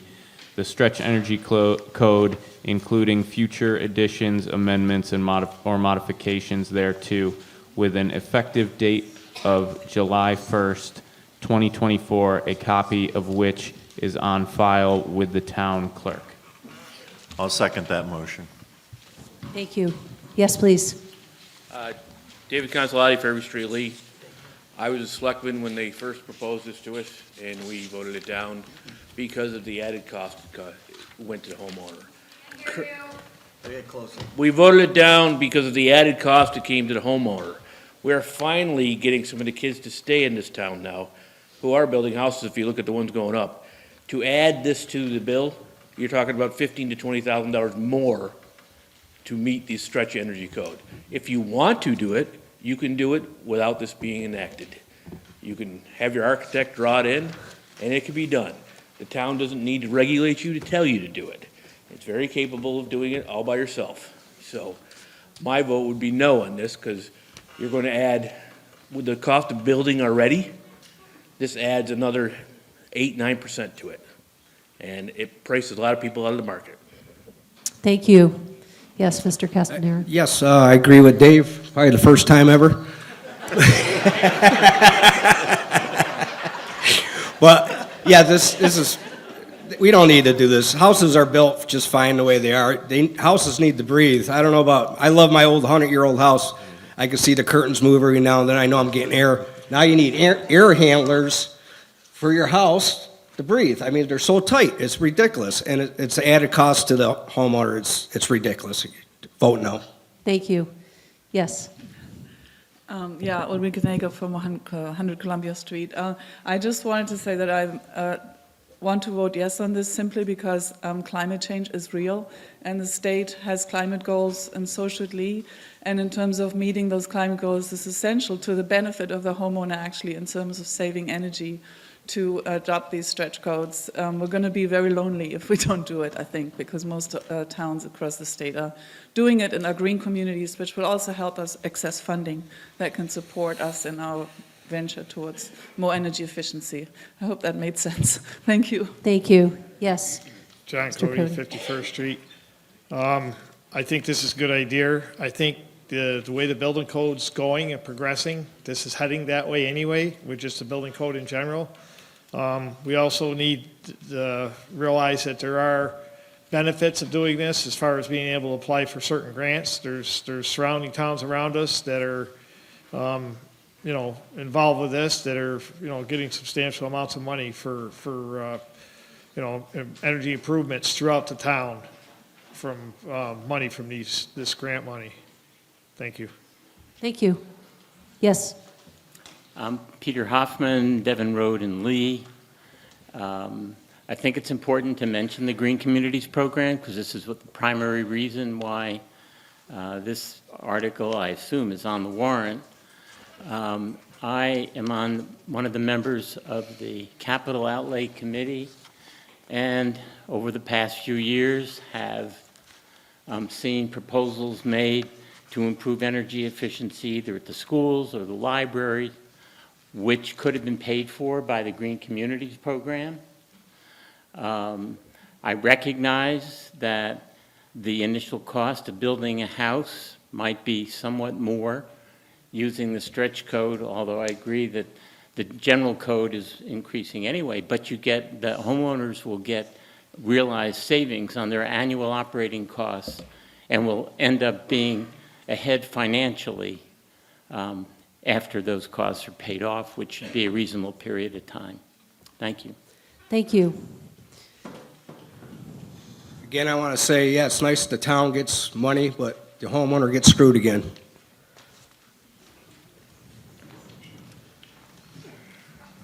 Hi, Matt Carlino, Via Maria in Lee. I built a house in 2016, and I had to have one of these front blower tests, front door blower tests, and that cost, I think, $1,500.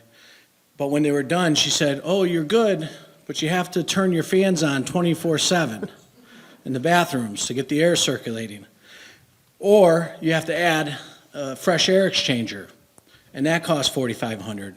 Of course, we were at the end of building a house, so the money wasn't there, but we ended up doing a fresh air exchanger. My point in saying this is I don't know what is right or wrong. I'm for climate change. I mean, I know it's a real thing, but there is a real cost to the homeowner. So would it be possible for the money, would that be able to go to the people building houses to help them? Because it's a real cost, and I don't know what's right or wrong, but that's just my own experience. Thank you. Thank you. Thank you. I just was wondering if there's any, is there any funding to help these new house builders or whatever, property owners that are trying to build a house? Is there anything out there to help them with this extra expense? Well, as far as the green communities goes, it's kind of what Peter Hoffman was saying before. The becoming a green community, this is one of several parts to it. The stretch code is one part. A town energy audit is another part, et cetera. There's about 5 different components to it. We have to have a certain solar bylaws, which we already have.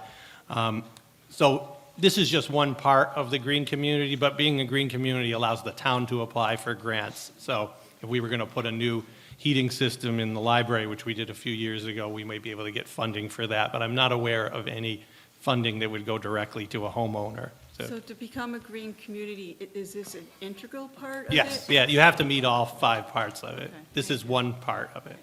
Thank you. Yes. Hi, Bill Burnell, 605 Fairview Street. I just want to say I'm against this. The reasons being, I think it's more hoops that we would have to jump through every time we want to build something. I think that another thing that didn't come up, this isn't just for new construction. This is also for if you want to add an addition onto your existing home. The rest of your home will have to comply with this. I think that the way that they build the buildings today, I think that David said it right. We're building them good. I mean, they're efficient. A house should breathe a little bit. We shouldn't have to get air purifiers and all this other stuff. I'm against it. Thank you. Okay. Yes. I'm not an expert, but 2 people asked questions, and I think I know the answers, and you can correct me if I'm wrong. One is no individuals could not get funding from this, it would go to the town. And 2, there is in the warrant that we already approved, the BCAC Energy Readiness, which helps some people with $5,000, correct? Yeah, the BCAC, that's for what they call GAP programs. So anyone who has a mass save is using mass save money for insulation, but can't afford to maybe get rid of knob and tube wiring in their home in order to put the insulation in. The BCAC gives that money to Lee residents for something that's getting in the way of, that's stopping them from getting the energy efficiency done. So there was about 18 projects in Lee that were funded by ARPA and initially, and this was a yearly contribution for that. Okay.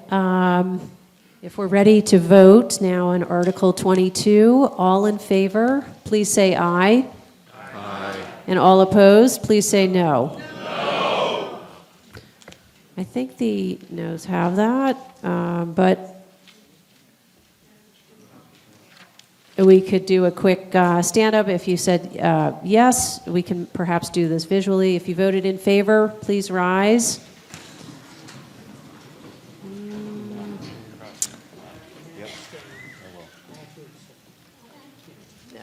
Okay. So, 1, 2, 3, 4, 5, 6, 7, 8, 9, 10, 11, 12, 13, 14. 15, 16, 17, 18, 19, 20. I got 20. Thank you. And all opposed, if you could please rise. And, okay, yes. So Article 22, I think I'm good saying it did not pass. Thank you. On to Article 20. I'm sorry? Okay? We didn't do a, yes, yes, it failed. Article, it failed. But we didn't do an exact count. We visualized. Article 23 is a zoning article related to a dumpster enclosure. Madam Moderator, I move that the town vote to amend Section 199.12.16 of the Town of Lee zoning bylaws entitled Dumpster Enclosure by replacing Sections A through D2 as published in the May 11th, 2023 annual town meeting warrant. I second the motion. Okay, yes, Mr. Donovan. How you doing? Buck Donovan, Lander Road, also current chair of the planning board. The past few years, downtown, all the commercial dumpsters in their site plan, we've been requiring them to enclose them. And a few times they've done some really advertent things to get around that. They leave their doors open, they'll just put a fence around. And it's kind of been a thing going on, and we decided, it's time just to put a bylaw in there and end it once and for all with some clear language, some enforceable language. Just so you know, paragraph A was already there. We added B, C, and D, and this does not apply to 1 or 2 family homes. Thank you.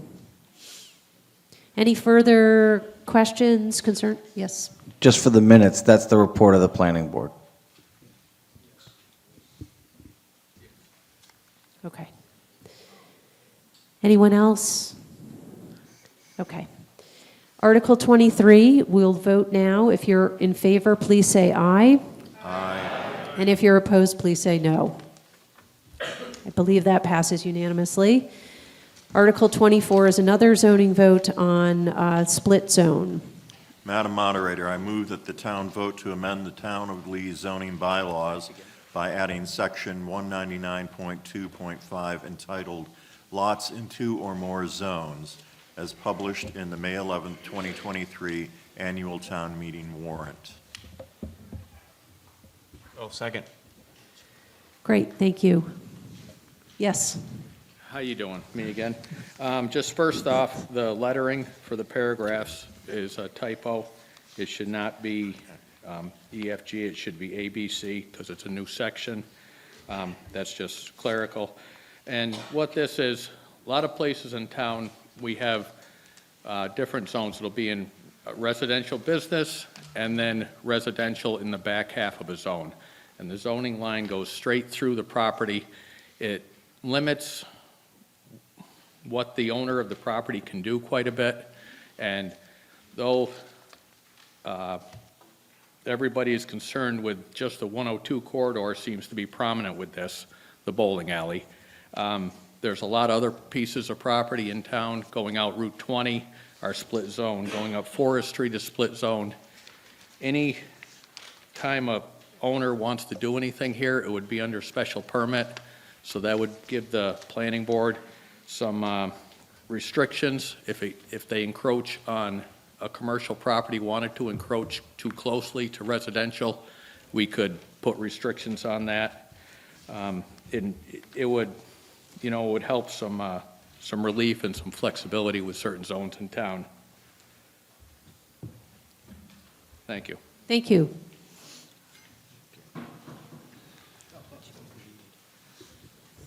Madam Moderator, so are we doing a friendly amendment for EFG to be ABC? Is that? That's what I understood. Okay. Thank you. All right. Bless you. Mr. Kessler. I'm ready. I got a question, because I probably fit in this zone stuff. I have two properties, some's industrial, some's residential, so my daughter wants to build a house on it, so how's that affect me? Mr. Donovan may address that. Yes, please. Or am I going to get past my? No, you're good. You're good. You're good. Mainly, it would go by road frontage, Smiley, so you could basically choose whichever. I could choose either Well, residential or... It'd be what the road frontage is. is what the zone would be. Okay, so if Okay. you have enough road frontage, you could, If the road frontage is in residential and your back property goes to well, industrial. I think mine's the opposite. Mine's Well, industrial. then you're like that whole other category of pre-existing non-conforming. So what does that mean? You Means can't build on it? You got a lot of flexibility then. Oh, you got a lot of, Yes. okay. Sounds good. Sounds good, Bill, anyway.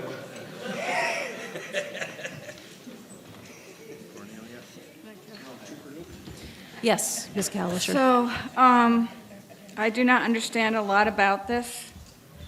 My question is, or my concern is, if a property owner were to sell, for instance, I don't know even who owns the bowling alley at all, but to sell their property, and then they wanted to, could it then become a big box store, for example? I know it'd have to go through a special permit, but could that happen? I can't concentrate because people are talking over there. Yes, if we can just pay attention to the speaker, thank you. Thank you. So my question is whether this could, on Route 102 or the other route, affect things in terms of big box stores being able to then, if somebody sold their property, could that be affected in that way? I know it'd be special permit still, but that's my concern. Could that be then? Could somebody answer? And then I have another thing with that. Hi. Hi. Hi, I'm Peter Blum. I'm a member of the planning board and worked on this. So the situation you would understand normally arising here is somebody has a lot that is on the road and a ways back. And the road part is industrial zoned and the back part is residential zone. So the question is, can you move the dividing line for this person? And to do so, we would do it, if at all, with a special permit review. Special permit reviews are very carefully described in the statute.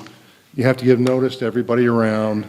There has to be special findings, 5 findings, one of which is not going to change the character of the neighborhood is one of those findings. So as to the specific question of a big box store, it's hard for me to imagine where on 102 there would be enough space, even with this, for a big box store. Secondly, even if there were, you would have the planning board with a lot of discretion to say, no, we don't want something that large, or we can't handle something that large because it changes the character of the neighborhood. Just if I may, just finish that. So then my question is also, in terms of, what was I going to say? The master plan that is being worked on. Wouldn't we wait to do this so that it fits with the master plan instead of, again, changing our zoning that's existing now, and wait to have that as part of the whole master plan? Would that make sense? I'll let Peter. Peter Blum, I'm the chair of the Master Planning Committee. We haven't written any part of the master plan yet. We've had public hearings. We've had a lot of input. We're meeting next week to talk about what we think the broad goals might be. This has not come up. I'm not sure if the Master Plan Committee even knows that this is before the town, actually. It hasn't been mentioned. So, sure, we could wait, but it's very unlikely, I think, at this point, that we would get down to this level of detail in the zoning. I mean, this is a very specific change to a very narrow situation. The Master Plan Committee is focused on broader things right now. Thank you. Yes. Gordon Bailey. I do have a problem, as they well know. We've had many, many discussions about this particular article, and here's my concern. I don't know of any other town around us who allows an entire property to be extended. Like, I'll just use Route 102 because I know the dimensioning. You have rural business on the northern side of Route 102, which goes from Quarry Hill Park all the way to Stockbridge line. The other side of the road's all industrial. So we're talking rural business. They have a very large setback from the road before you can put your building in. It's like 75 feet. And the zone is only 200 feet deep. So if you have a property along Route 102, and this does extend out, as Peter mentioned before, I believe, or Buck did, in 2 other areas of town, along Route 20, basically, going in and out of town.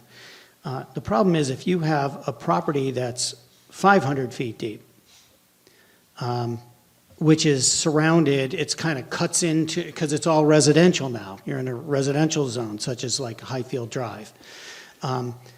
What the proposal here is to allow, by special permit, the whole 500 feet to suddenly become a business zone. And I have been affected personally by a lot of zoning changes by the unintended consequences of noise, of lights, and smells, and many other issues. And I suggested long ago that I think that it's overly, it gives the planning board too much of a chance to allow too much of the property to be interfering, business property to interfere in residential, peaceful neighborhood areas. My suggestion would be, and I have something writing here if you're interested, is most towns go to allowing whatever that depth is on the business, let's say right now of 200 feet, they would allow a special permit to go another 50% of whatever that depth is. So if it's 200 feet, then you'd, by special permit, be able to go another 100 feet, but not the entire property, so that you would be less likely to impact residential properties, people who are already established and enjoy their peaceful property with no lights, no noise, no extra things going on, to sort of be that close to your property. And I do worry about the Route 20 corridor. I would think that it would be more advantageous to do a 50% rule. And then also I would encourage the planning board to go back and look at that 75-foot setback. Is that realistic these days? That was done in 1972. You know, is it more realistic to allow just a 50-foot setback or a 35-foot setback? I mean, you look at the downtown properties and they're right on the boundaries. You know, I mean, it's a commercial area. And I just fear that this is going to allow a lot of intrusion into residential areas if we allow the entire property to be allowed to be commercial and all of a sudden impose themselves in more of the residential areas. So that's always been my problem with this. Thank you.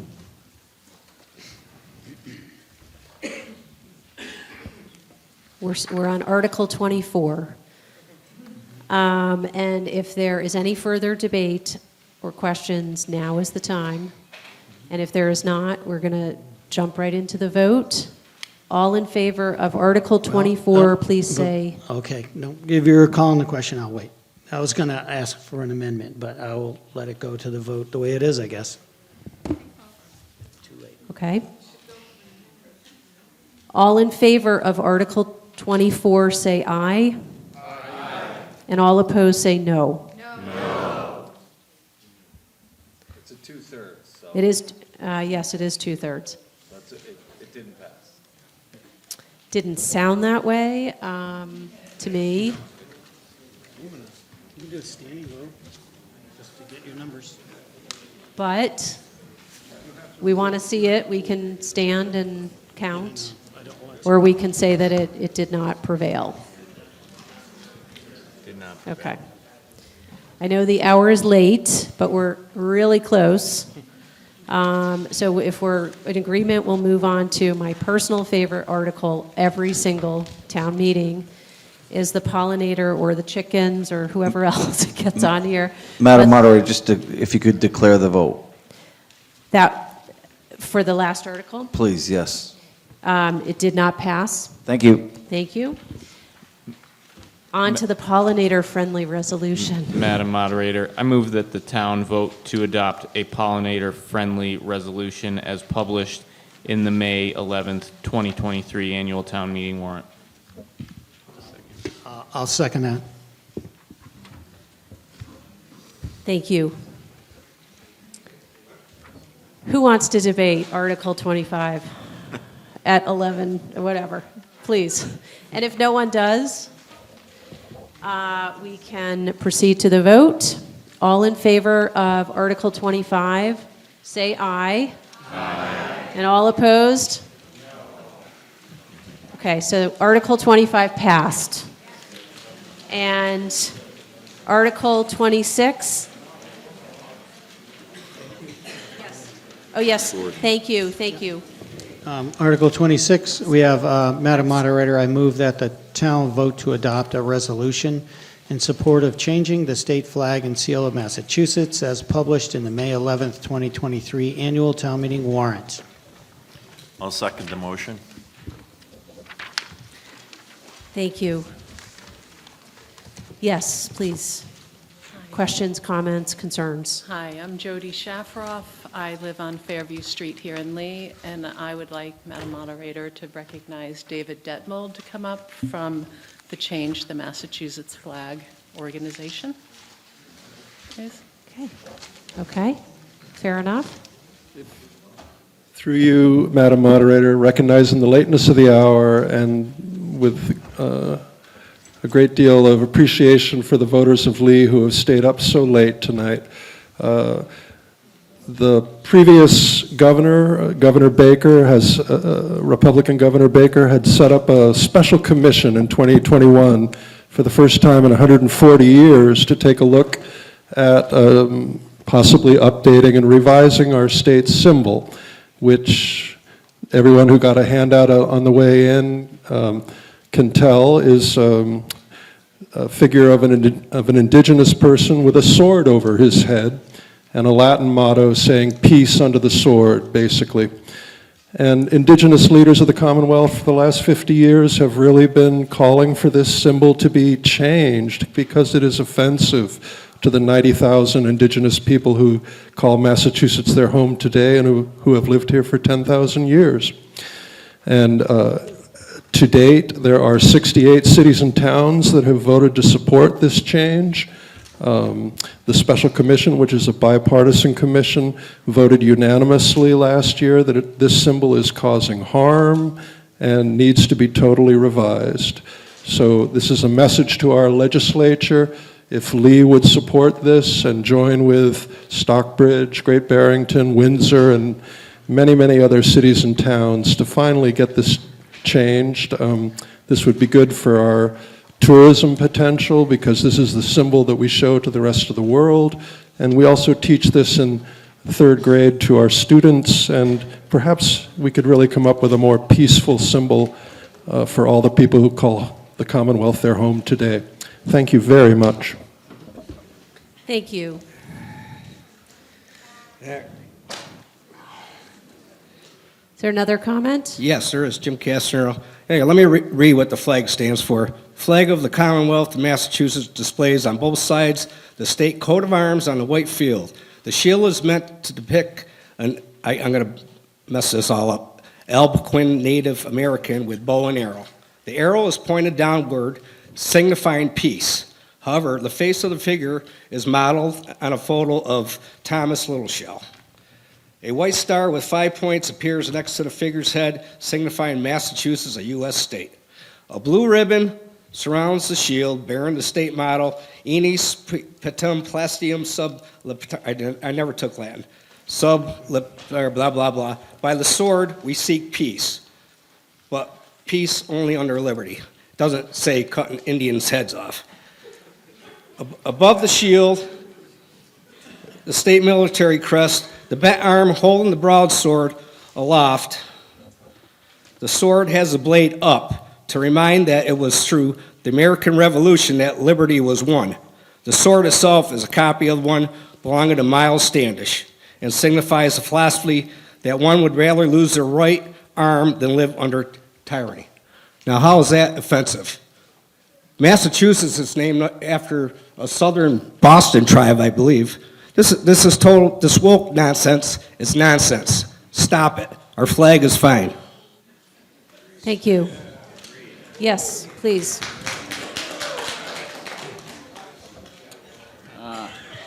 Gary Fix, Mandalay Road. I'd hate to say this, but I'm probably the only enrolled member of a Native American tribe in Lee. I belong to the White Earth Band of the Minnesota Chippewa. And while I appreciate the facial features shown on the flag being from a fellow Chippewa Indian, I do favor changing some of the symbols on the flag. Thank you. Thank you. Yes. Hi, Jody Shafroff again, Fairview Street. One of the things I'd like fellow voters to consider is that our local government, our state government are run as businesses. Every good business updates themselves periodically, and this hasn't been updated in a long time. We have traditionally, as a state, been forward-thinking in who we represent and what democracy means. And this isn't our best effort as a flag any longer. It doesn't represent even our local indigenous because it's the face of a Montana man. But in addition to that, we have so much else to want to represent of who we are beyond an antiquated seal. There may be pieces of that seal that could be retained, but there are a lot of other images we could come up with today to stand for the state. Thank you. Thank you. Yes, please.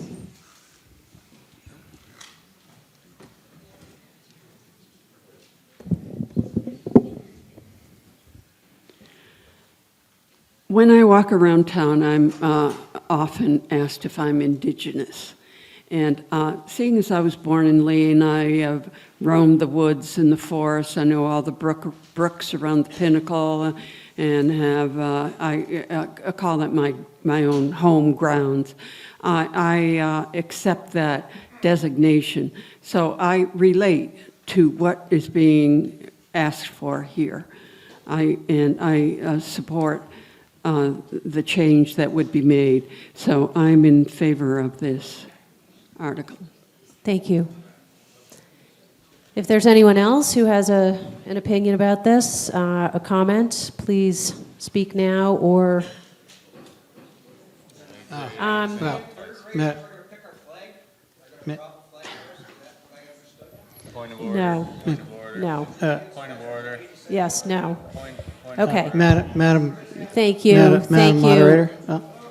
Madam Yes. Moderator, I'd like to Mr. call the Neal. question, please. Yes, right. Thank you. So we're going to vote now on Article 26, which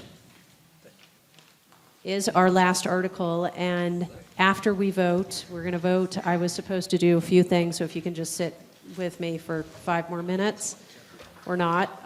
But on Article 26, all in favor say aye. Aye. And all opposed say no.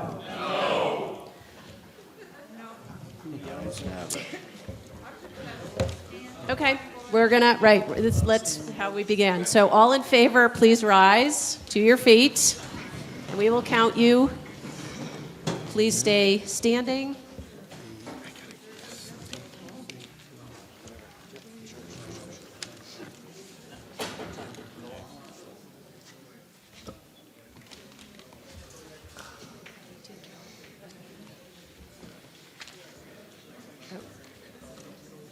Please stay standing.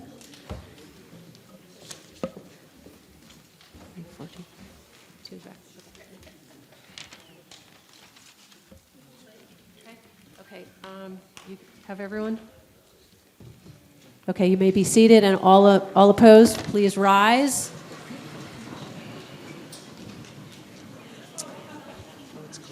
Okay, just hang on for a second.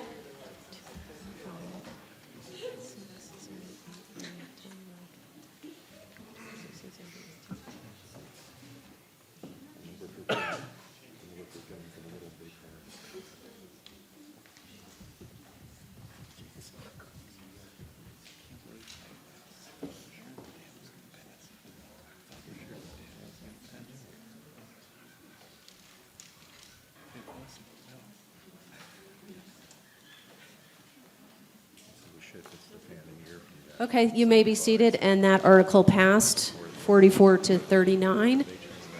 So Article 26 passed, and I do have a couple of closing words and thank yous, but I see someone's at the microphone. Patty. Could I just I'm not sure how to do that. Where's Jeremiah? I'm not sure if I can make a motion to the Board of Selectmen after tonight's meeting to go back to the dam owners and either form a committee or sit down with the dam owners and work out the questions that people brought up, satisfy yourselves, see if there's something else that can be done, and then come back to this body at the next occasion. Thank you, and Mr. Jones, I think, would like to respond. Patty, I can assure you that we have reached out, and I agree with you, we should continue to do so. Okay. But there have been efforts made to change the hours. Well, I didn't hear anything about change that, the so I days. didn't quite Yeah. know. And it's not going away. We have quiet, please. Thank you. Yeah, there have been efforts made, and they will be ongoing, but in order to change the length of the season, the length of the hours, that sort of thing. We haven't met with any successes yet, but we agree that those efforts should be ongoing. Thanks. Thank you. And for those of you night owls who've sat through all of this, I thank you. I really do want to make some brief remarks and some proper acknowledgments. So I would like to thank, I was supposed to do this in between the last two articles, but to recognize the Capital Outlay Committee, Art Mack, Matt Filio, Peter Hoffman, Nelson Daly, Deidre Consolati, and Buck Donovan. And applause is appropriate here. And thank you. And to the Finance Committee, Nick Arienti, Sue Kelly, Chris McGuire, Sandy Dignard, Dylan Fergus, Bob Cohen, Mary Lou Antonazzi, and Marilyn Wyatt. Our gratitude. Thank you. And you don't have to sit here, but I do have a few closing words. This is the last, as you probably all know, this is the last town meeting that I will moderate here in Lee. And thank you. That's very kind. So I have a final word and a ginormous thank you. And I don't know, this is even, I don't know. But words really do not begin to describe my gratitude to all of you for being here tonight. When I initially considered throwing my hat in the ring for town moderator, we barely knew what COVID was, let alone how much it would alter our present and collective reality. 3 years ago, after I inquired about the role of town moderator, I was put in touch with my predecessor, Christopher Britton, who'd become town clerk. When I called Chris to learn to learn more about what the heck moderator even was, I had no idea just how much I was about to be schooled by a subject matter expert, a true professional, and a neighbor. Were it not for Chris's patience, energy, and all-around can-do attitude, I would not be here. Thank you, Chris, for mentoring this moderator over the last 3 years. Additionally, I had only vague ideas about how town government actually works. And though its composition has changed over the last 3 years, I also want to recognize and share my appreciation of the Select Board of 2020, 2021, and 2022 to the present. You too showed me the ropes and extended kindness when I had minimal feel for the podium, let alone parliamentary procedure. Still, I am so very appreciative for your civility, preparation, and decorum. How can I or anyone truly say thank you to the Finance Committee, Chair Nick Arienti, and the Finance Committee members? Please know that I 100% recognize all the hard work you do to manage the town of Lee's revenue, expenses, cash flow, and overall fiscal health. Your recommendations to town meeting members are consistently reasonable, informative, and it is the Finance Committee that has positioned the town of Lee so well for the foreseeable future. To Chief Ryan Brown and Lee's Fire Department, I salute you and all your full-time and volunteer firefighters who protect us 24/7, 365. Ditto for Lee's emergency medical services, providing a level of service to the citizens of the town of Lee, as well as our many visitors, that again is practically defies description. Nevertheless, I see you and I thank you one and all. To Chief Craig DeSantis and the entire Lee Police Department, I commend you and your entire law enforcement team ensuring the community's safety and welfare 24 hours a day. Your leadership provides such a refreshing community policing vibe, which I mean in the truest sense of knowing and respecting every neighborhood in Lee. The ability of Lee's Police Department to foster community partnerships with such ease is a credit to you and directly redounds to the social order. I'm almost done. Big shout out to Executive Director Jim Willis, who may or may not still be here, I don't know, and the Tri-Town Health Department. How can any of us begin to thank you for your pandemic perseverance, your undeviating attention to vaccinations, and your overall stability these last 3 years? From where I stand, the Tri-Town Health Department is made of heroes, and we all owe you our deepest thanks for staying the course, public health emergency or not.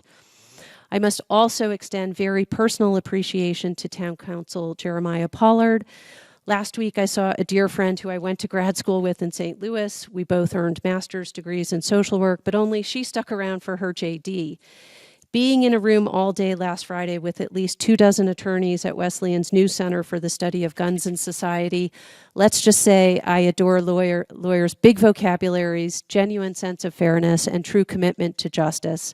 Your legal guidance at annual town meeting has impressed me all along for your measured approach to an always engaged room full of people looking for specific guidance on wording, technical issues, constitutional law. You've always shared your unvarnished opinion, so thank you. And last but not least, Town Clerk Rachel Armstrong, new Town Treasurer Collector Jen Gagnon, and Administrative Assistant Sabrina Toohey. Thank you a million times over for keeping me on track, on time, and all with such good humor and endless style. The town of Lee is lucky to have you, and I would be lost without you. Finally, my fellow citizens, you will never know how much I hold you in my heart and soul. Annual town meeting is democracy. You are democracy, and we are democracy. I thank you from the bottom of my heart, specifically for your civic engagement, your support, and your super passionate involvement in our town.